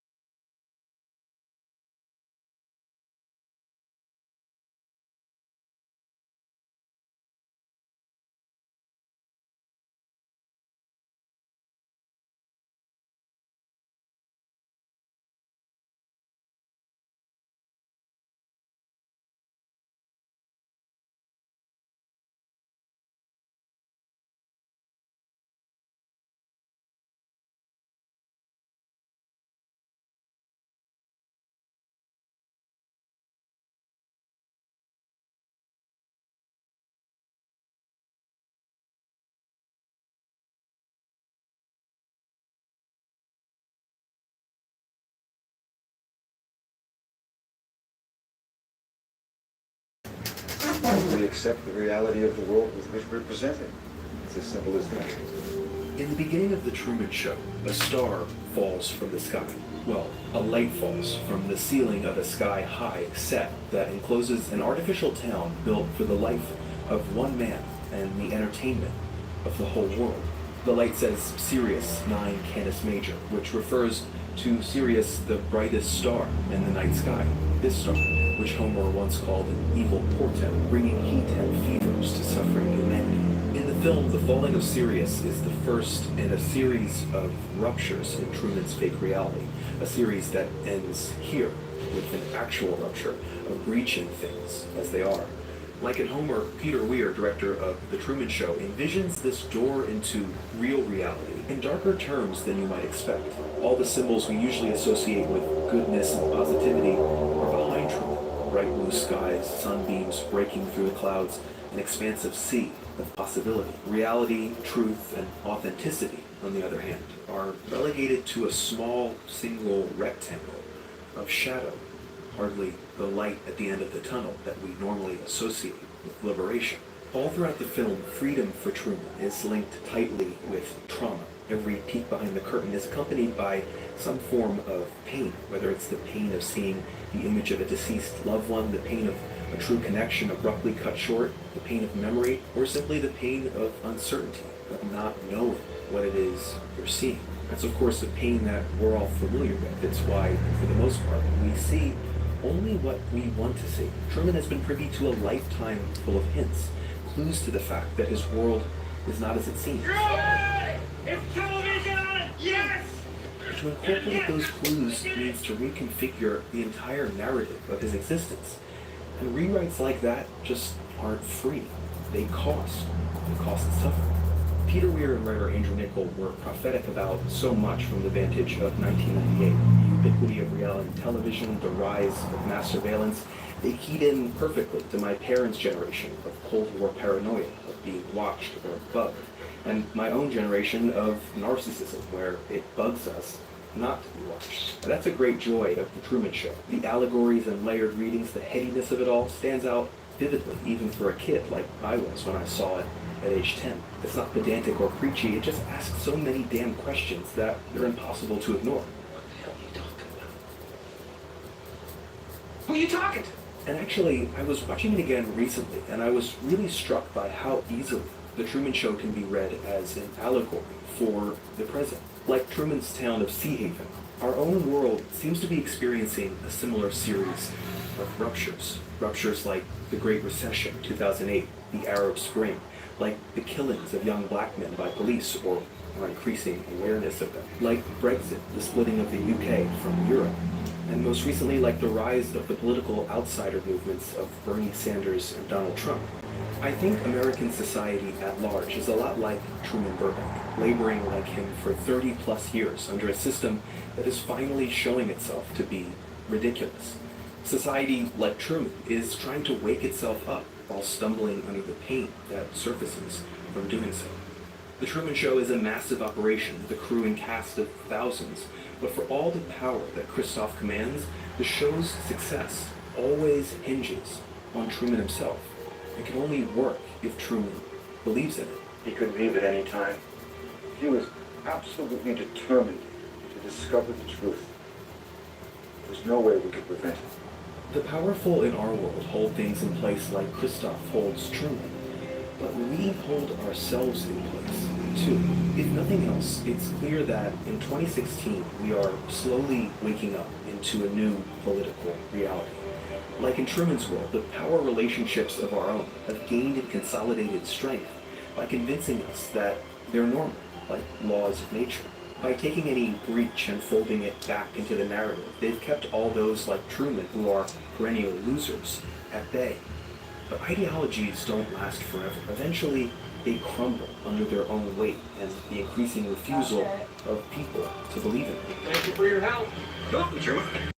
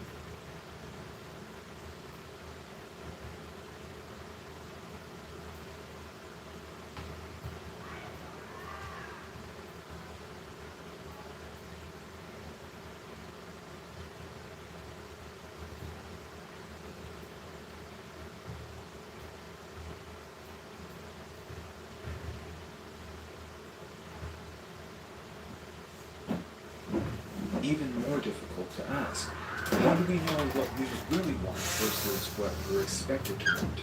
For example, when I was young, I was told and I was convinced that I loved sports, and I genuinely believed it until later in life I realized I never did. Some of you at home might think of situations with a romantic partner, for example, where you really thought you loved them until later you realized you never did. Or maybe you did at one point, but you didn't love them anymore, and you were convincing yourself that you were because that was expected of you. Like I said, these are questions that are harder to ask than they are to answer because they make you question everything you want and desire. Do I want a relationship? Do I want kids? Do I want a career? Do I want friends? Do I want money? Do I want fame? Do I want to sleep with my neighbor? Do I want to party? Do I want to like sports? Do I want to go to the restaurant? There might be an infinite amount of desires to question, and sometimes, maybe to you, some answers are quite obvious, but these answers are the ones that deserve the most questioning. You need to question the desires you take for granted. The Graduate definitely doesn't give any answers and certainly doesn't ask any questions. What it's doing is forcing you to ask questions not about what you want, but about what you think you want. If you think you're absolutely certain of what you want, think twice. Benjamin Braddock did too.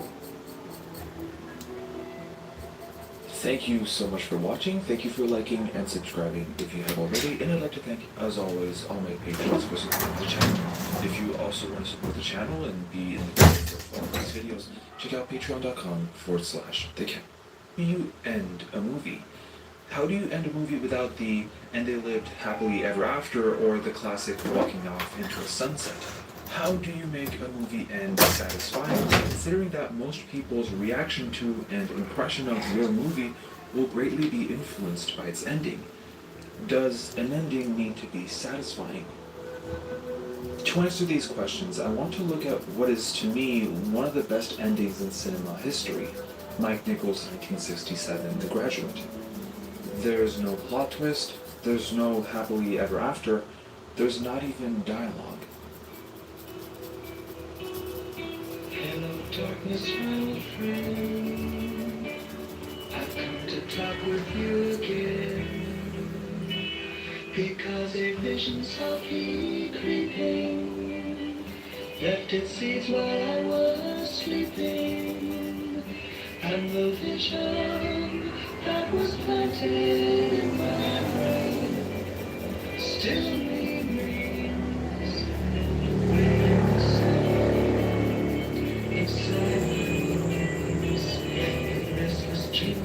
To explain this scene and its impact, we're going to need a bit of context.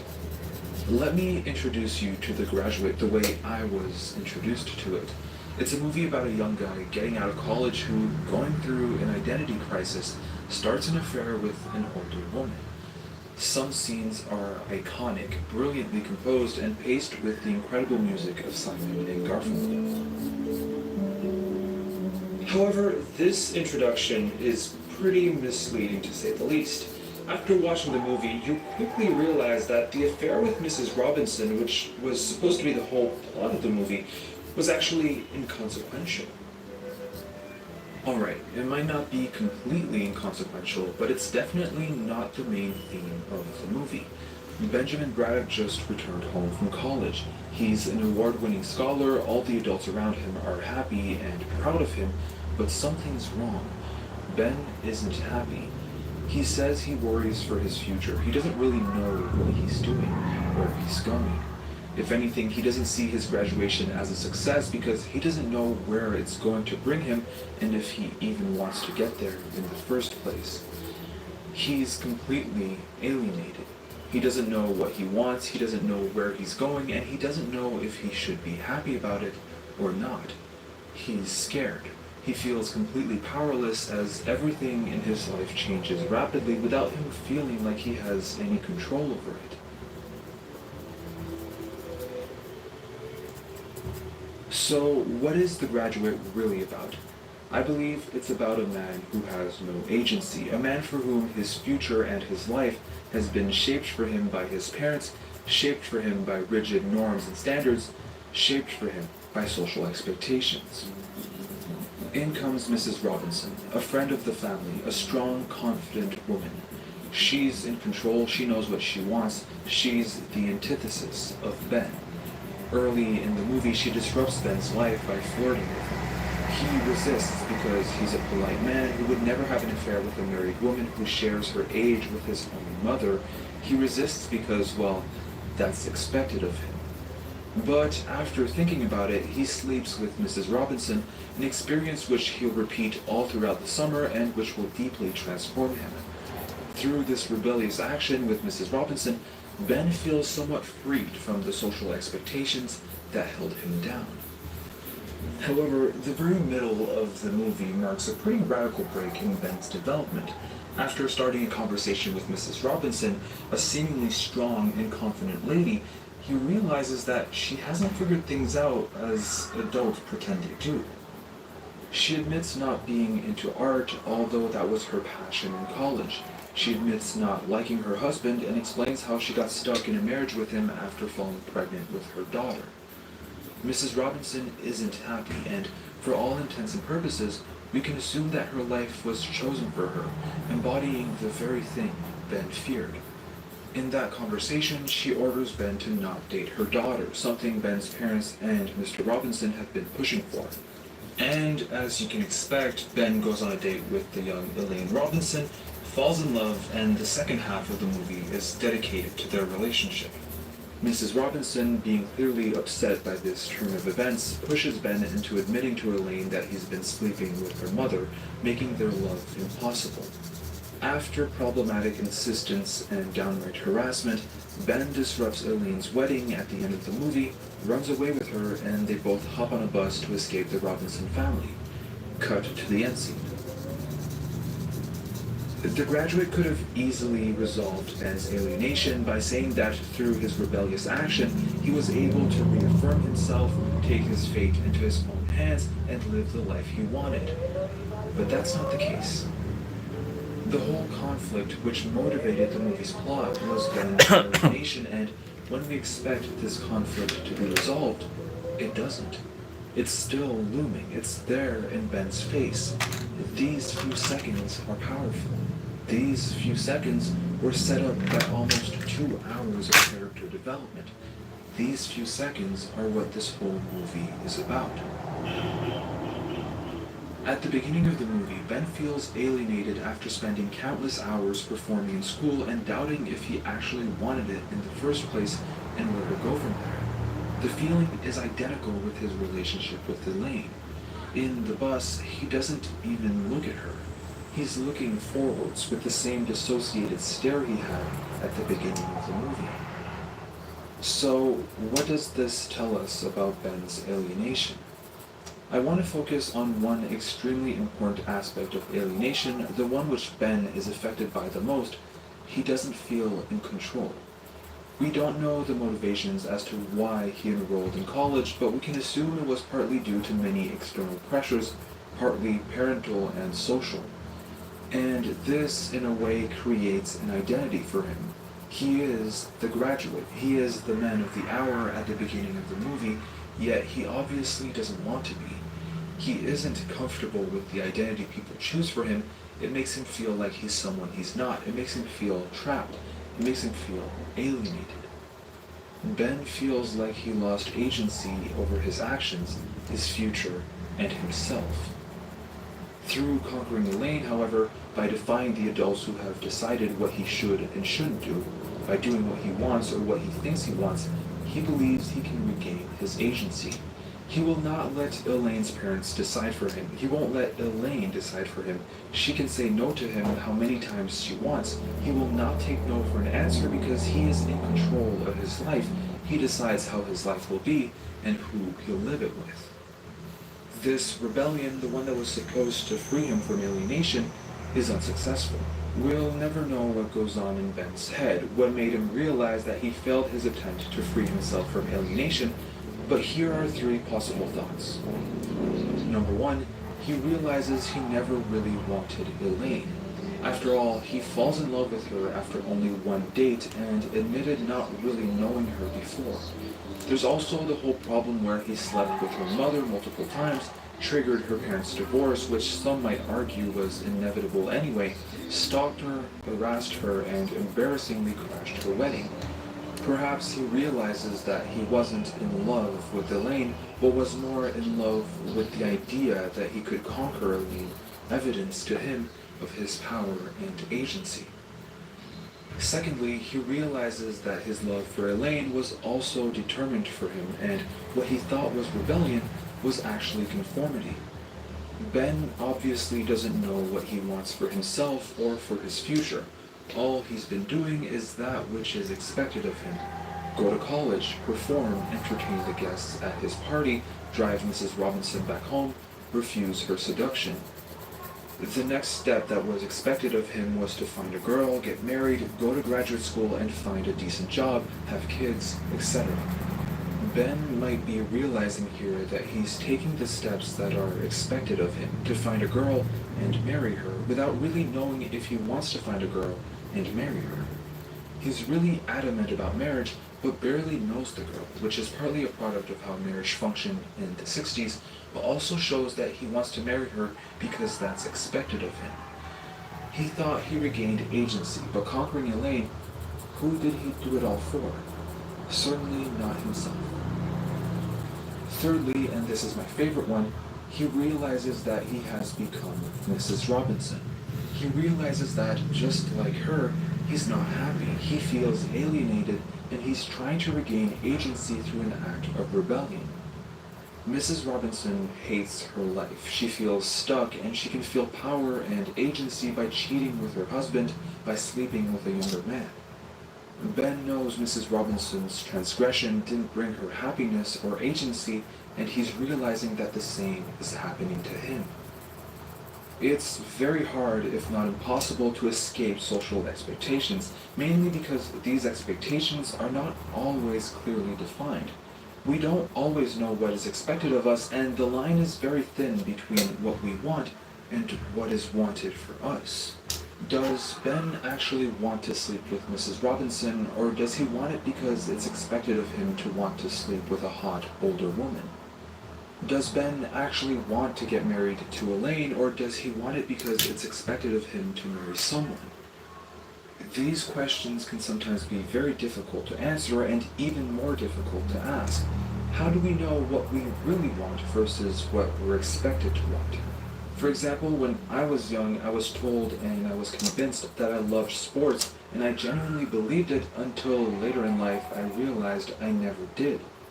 Some of you at home might think of situations with a romantic partner, for example, where you really thought you loved them until later you realized you never did. Or maybe you did at one point, but you didn't love them anymore, and you were convincing yourself that you were because that was expected of you.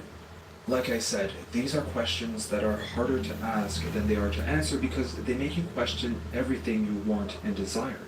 Do I want a relationship? Do I want kids? Do I want a career? Do I want friends? Do I want money? Do I want fame? Do I want to sleep with my neighbor? Do I want to party? Do I want to like sports? Do I want to go to the restaurant? There might be an infinite amount of desires to question, and sometimes, maybe to you, some answers are quite obvious, but these answers are the ones that deserve the most questioning.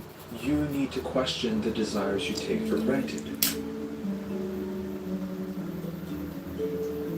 The Graduate definitely doesn't give any answers and certainly doesn't ask any questions. What it's doing is forcing you to ask questions not about what you want, but about what you think you want. If you think you're absolutely certain of what you want, think twice. Benjamin Braddock did too. Thank you so much for watching. Thank you for liking and subscribing if you have already. And I'd like to thank, as always, all my patrons for supporting the channel.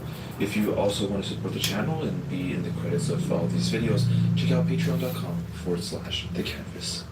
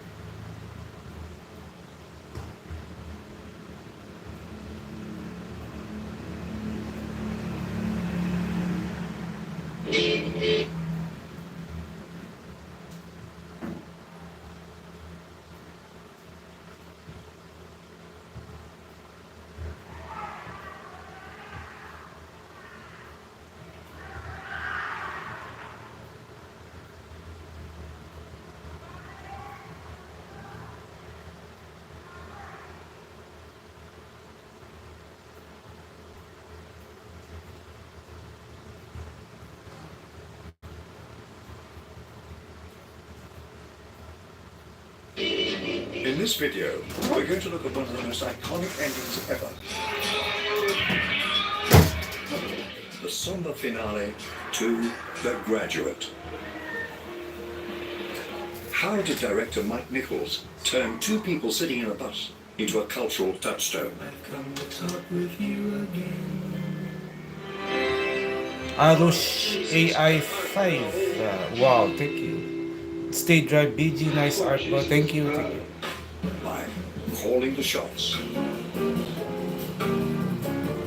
The role of the director is to take words in a script and turn them into cinematic language. Hello, Benjamin.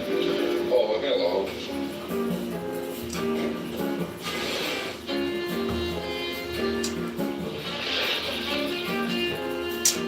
But what does that process actually look like? We're going to use Studio Binder's pre-production software to put us in Mike Nichols' director's chair. We'll import the script, do our own breakdown, and build a shot list. With this exercise, we attempt to reverse engineer the iconic ending to see how and why it works. At the end of this video, we'll show you how you can get access to this project in Studio Binder to see it for yourself. Let's begin our analysis with the screenplay. To see how these tricky themes and story beats were handled, we imported the script by Buck Henry into Studio Binder. The Graduate centers its thematic exploration around heady ideas and emotions, like disillusionment, aimlessness, Hi, Ben. What are you doing with yourself these days? Oh, not too much. and the generational divide. I just want to say one word to you. Just one word. Angel Franco, saludos. Thank you. Plastics. Exactly how you mean. There's a great future in plastics. Think about it. What do you think of it? Yes, I will. Enough said. That's a deal. And nowhere are these ideas more resonant than in the closing moments of the film. The story follows Benjamin Bradham, a college graduate unsure of what to do with his life. Hey, there's the award-winning scholar. So proud of you. Proud. He needs something to fill the emptiness he feels inside. How are you, Benjamin? Fine, thank you, Mrs. Robinson. And begins an affair with his former teacher, Mrs. Robinson. Mrs. Robinson, you're trying to seduce me. Oh, God. Benjamin, I want you to know that I'm available to you. And if you won't sleep with me this time... Oh, my Christ. If you won't sleep with me this time, I want you to know that you can call me up anytime you want and we'll make some kind of an arrangement. Oh. Then he falls for her daughter, Elaine. Elaine certainly is an attractive girl, isn't she? I've had this feeling ever since I graduated. This kind of compulsion that I have to be rude all the time, you know what I mean? Yes, I do. Can we do something tomorrow? But after they've broken up, I have to tell you something. What is it? That woman? What? That woman, that older woman that I told you about? You mean that? Yes, the married woman. That wasn't just some woman. What are you telling me? Benjamin, will you just tell me what this is all about?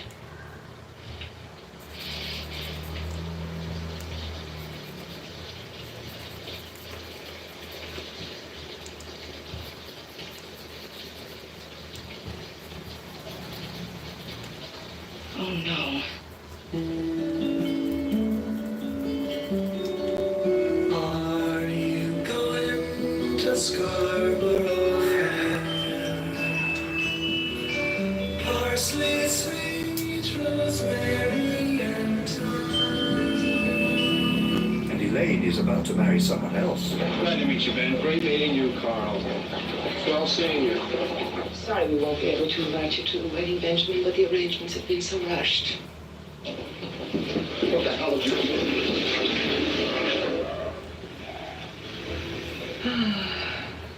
I don't think you'll have time for that drink after all. Benjamin decides to finally take action with his life.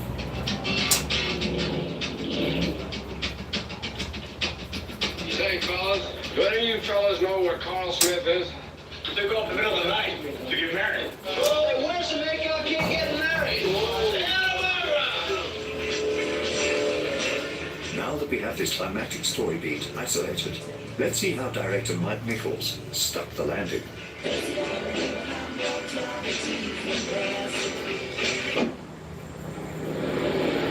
To emphasize Ben's struggle as he races to the church, let's use a telephoto lens to compress the perceived distance in the image. This will make it look like Ben is getting nowhere, even though he's sprinting at full speed, pushing his panic and desperation even further.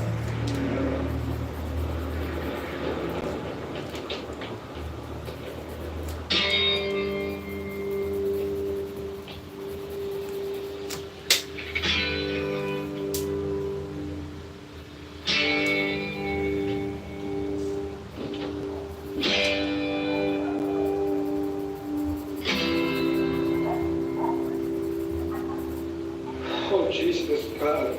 No.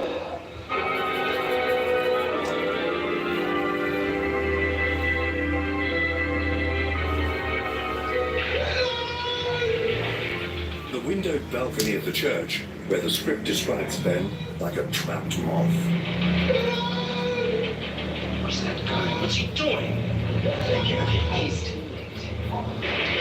Instead of showing the confused reactions of the guests, let's hang on to a close-up of Elaine as she drifts towards Ben, as if in a trance.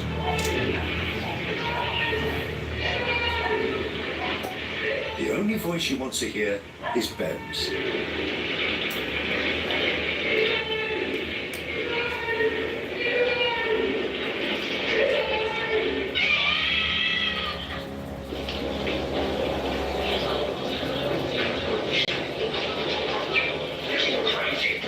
The chaos that ensues can be ideally captured with handheld shots. The escape from the church and onto the bus should be as thrilling as possible.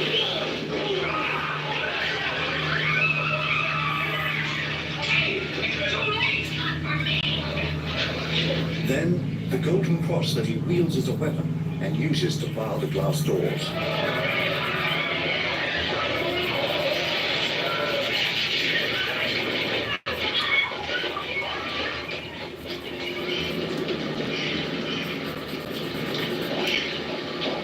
Nichols maximizes the impact of the penultimate shot through the expert use of one simple ingredient: contrast.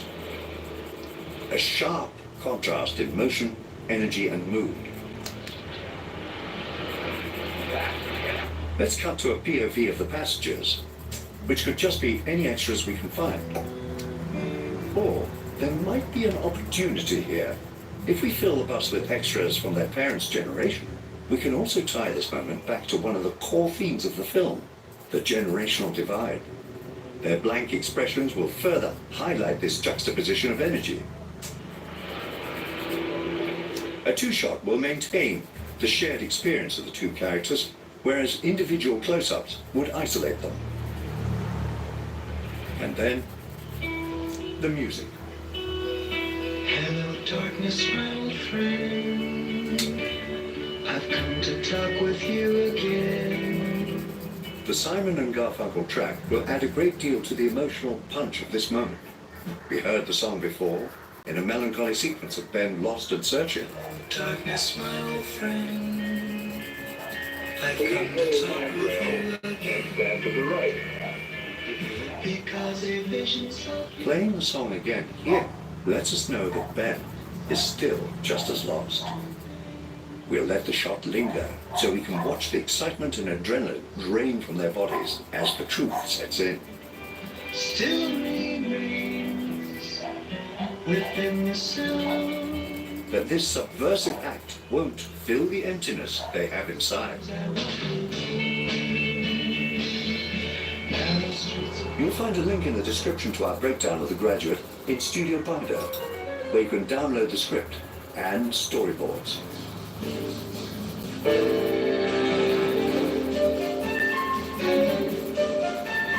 Hit subscribe and ring the bell for notifications before it's too late.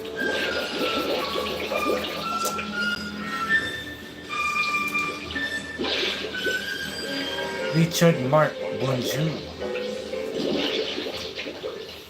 Hello, Richard.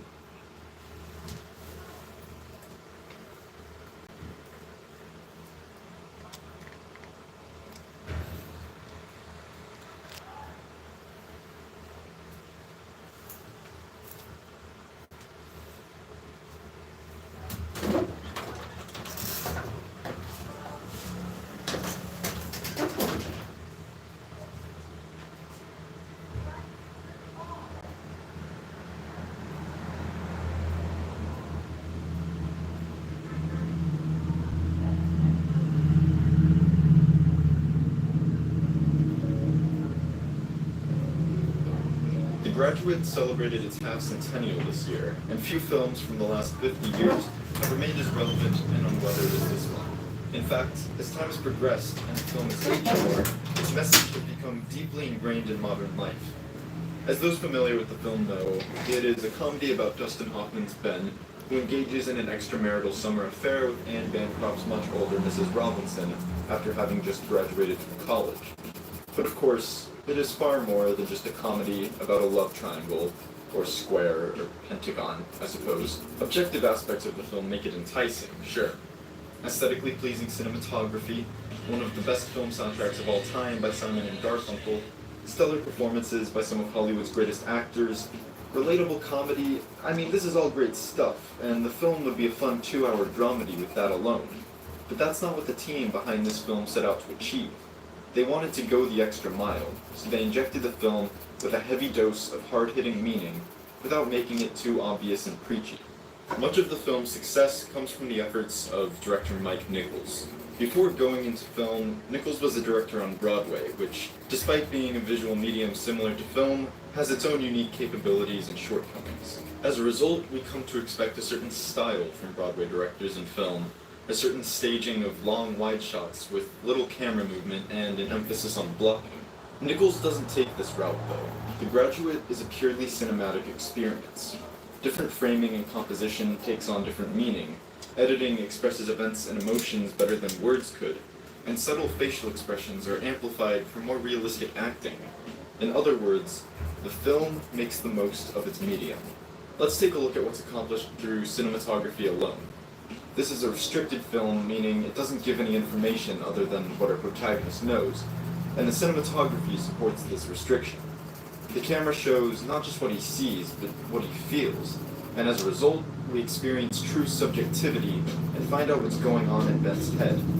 We get certain images that tell us certain things, scenes that are shot a certain way to tell us Ben's emotional state. Interactions and information are expressed through visuals instead of dialogue. So that poses the question, what is on Ben's mind? Well, as the poster tells us, he's a little worried about his future. But the film isn't just about uncertainty or ambiguity of the future, which is the most obvious point the film makes. It's also about a lack of fulfillment in one's life. Amidst all the uncertainty, Ben knows one thing he wants from his future. I want it to be what?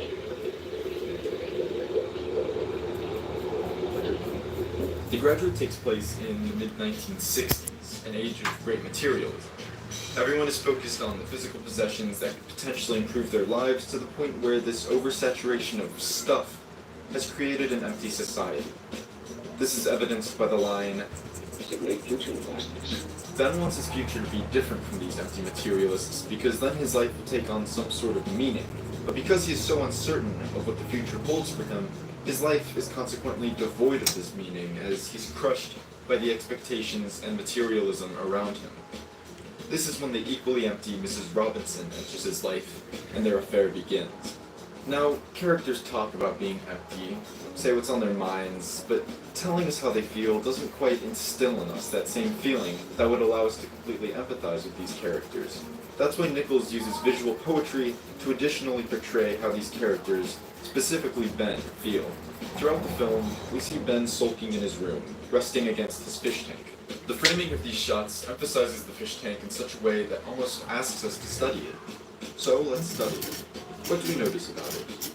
It's a rectangular encasing of water with a little plastic scuba diver in the bottom left. There are other things like, fish, but those aren't as important right now. Fast forward to Ben's birthday scene, in which he's given none other than a scuba suit. When he goes into the pool to try it out, the camera frames that we see a rectangular casing of water with a little scuba diver in the bottom left. And since the suit is another example of 60s materialism, it could be argued that in this scene, Ben is a little plastic scuba diver in the bottom left, essentially trapped in this fish tank with the walls of a culture he disagrees with closing in on him, his parents pushing him down despite his attempts to come up. And not only is he trapped by the confines of this human-sized fish tank, he's trapped with a scuba suit, essentially a suit that would make him one of the plastics. And to me, this scene is the most telling of the film. It encapsulates everything the film is about, and does so presenting information visually. The scene is also what gives Ben the push he needed to take Mrs. Robinson up on her offer. Another visual symbol throughout is the use of darkness. Ben's affair with Mrs. Robinson takes place in the dark, and even against the shadows of blinds, an homage to the old noir technique.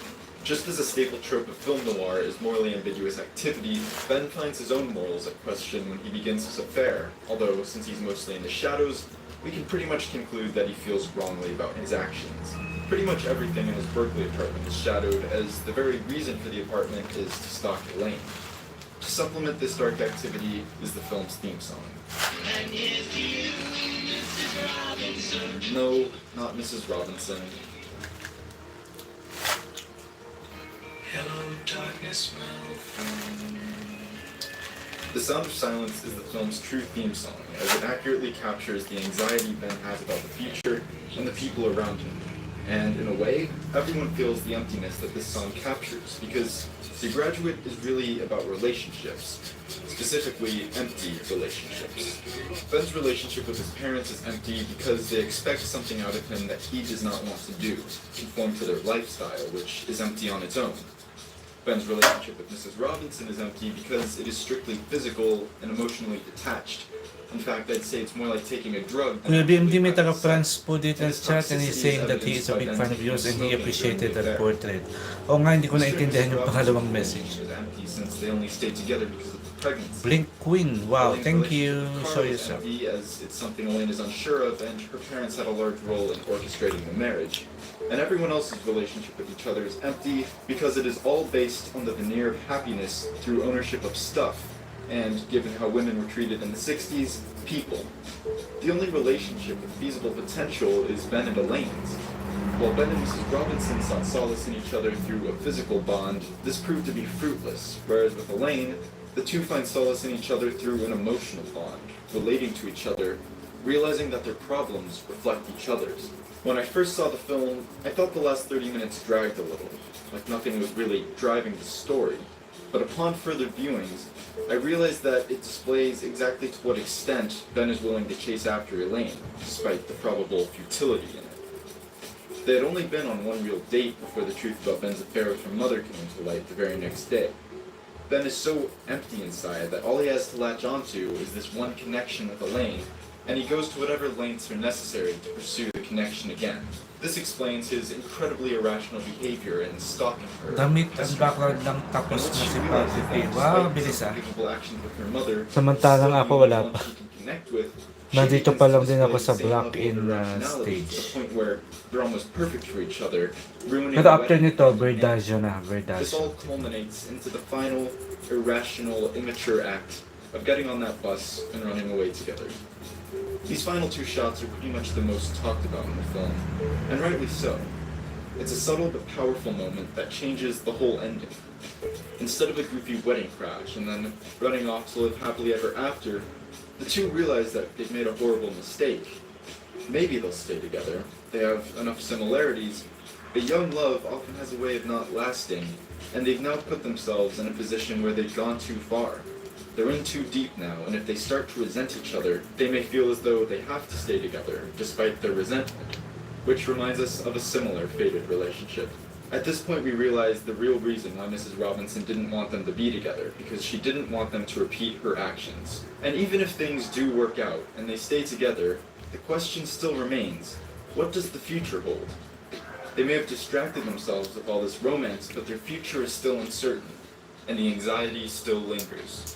As much as the world has changed in the last half century, many of the ideas and themes presented in The Graduate still remain at the forefront Piano of with modern Anne. How society, long will it with take? majors I'm not like sure. I'm technology not sure. being listed in both the top 10 most common But majors this and is the top quite 10 most quick worthless compared to other majors. portraits Many that I college do. It's graduates two are heads, still unsure but what to do with their lives, what their I futures will believe hold. I'm pretty While much there's less societal quick with pressure this and one. expectations, we are still in a consumer-driven society that places great value on material items.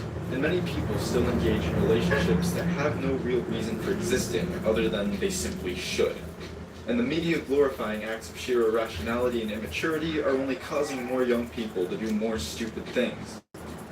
The Graduate has been studied for the last 50 years, and I suspect that that study will continue long after the next 50, as its relevance only increases as the years go by. Is it a perfect film? Well, a perfect film does not exist. But I believe that The Graduate is about as close to a perfect film as we can possibly get. Thank you. I turn my collar to the cold and damp, and my eyes were stabbed by the flash of a neon light that split the night and touched the sound of silence.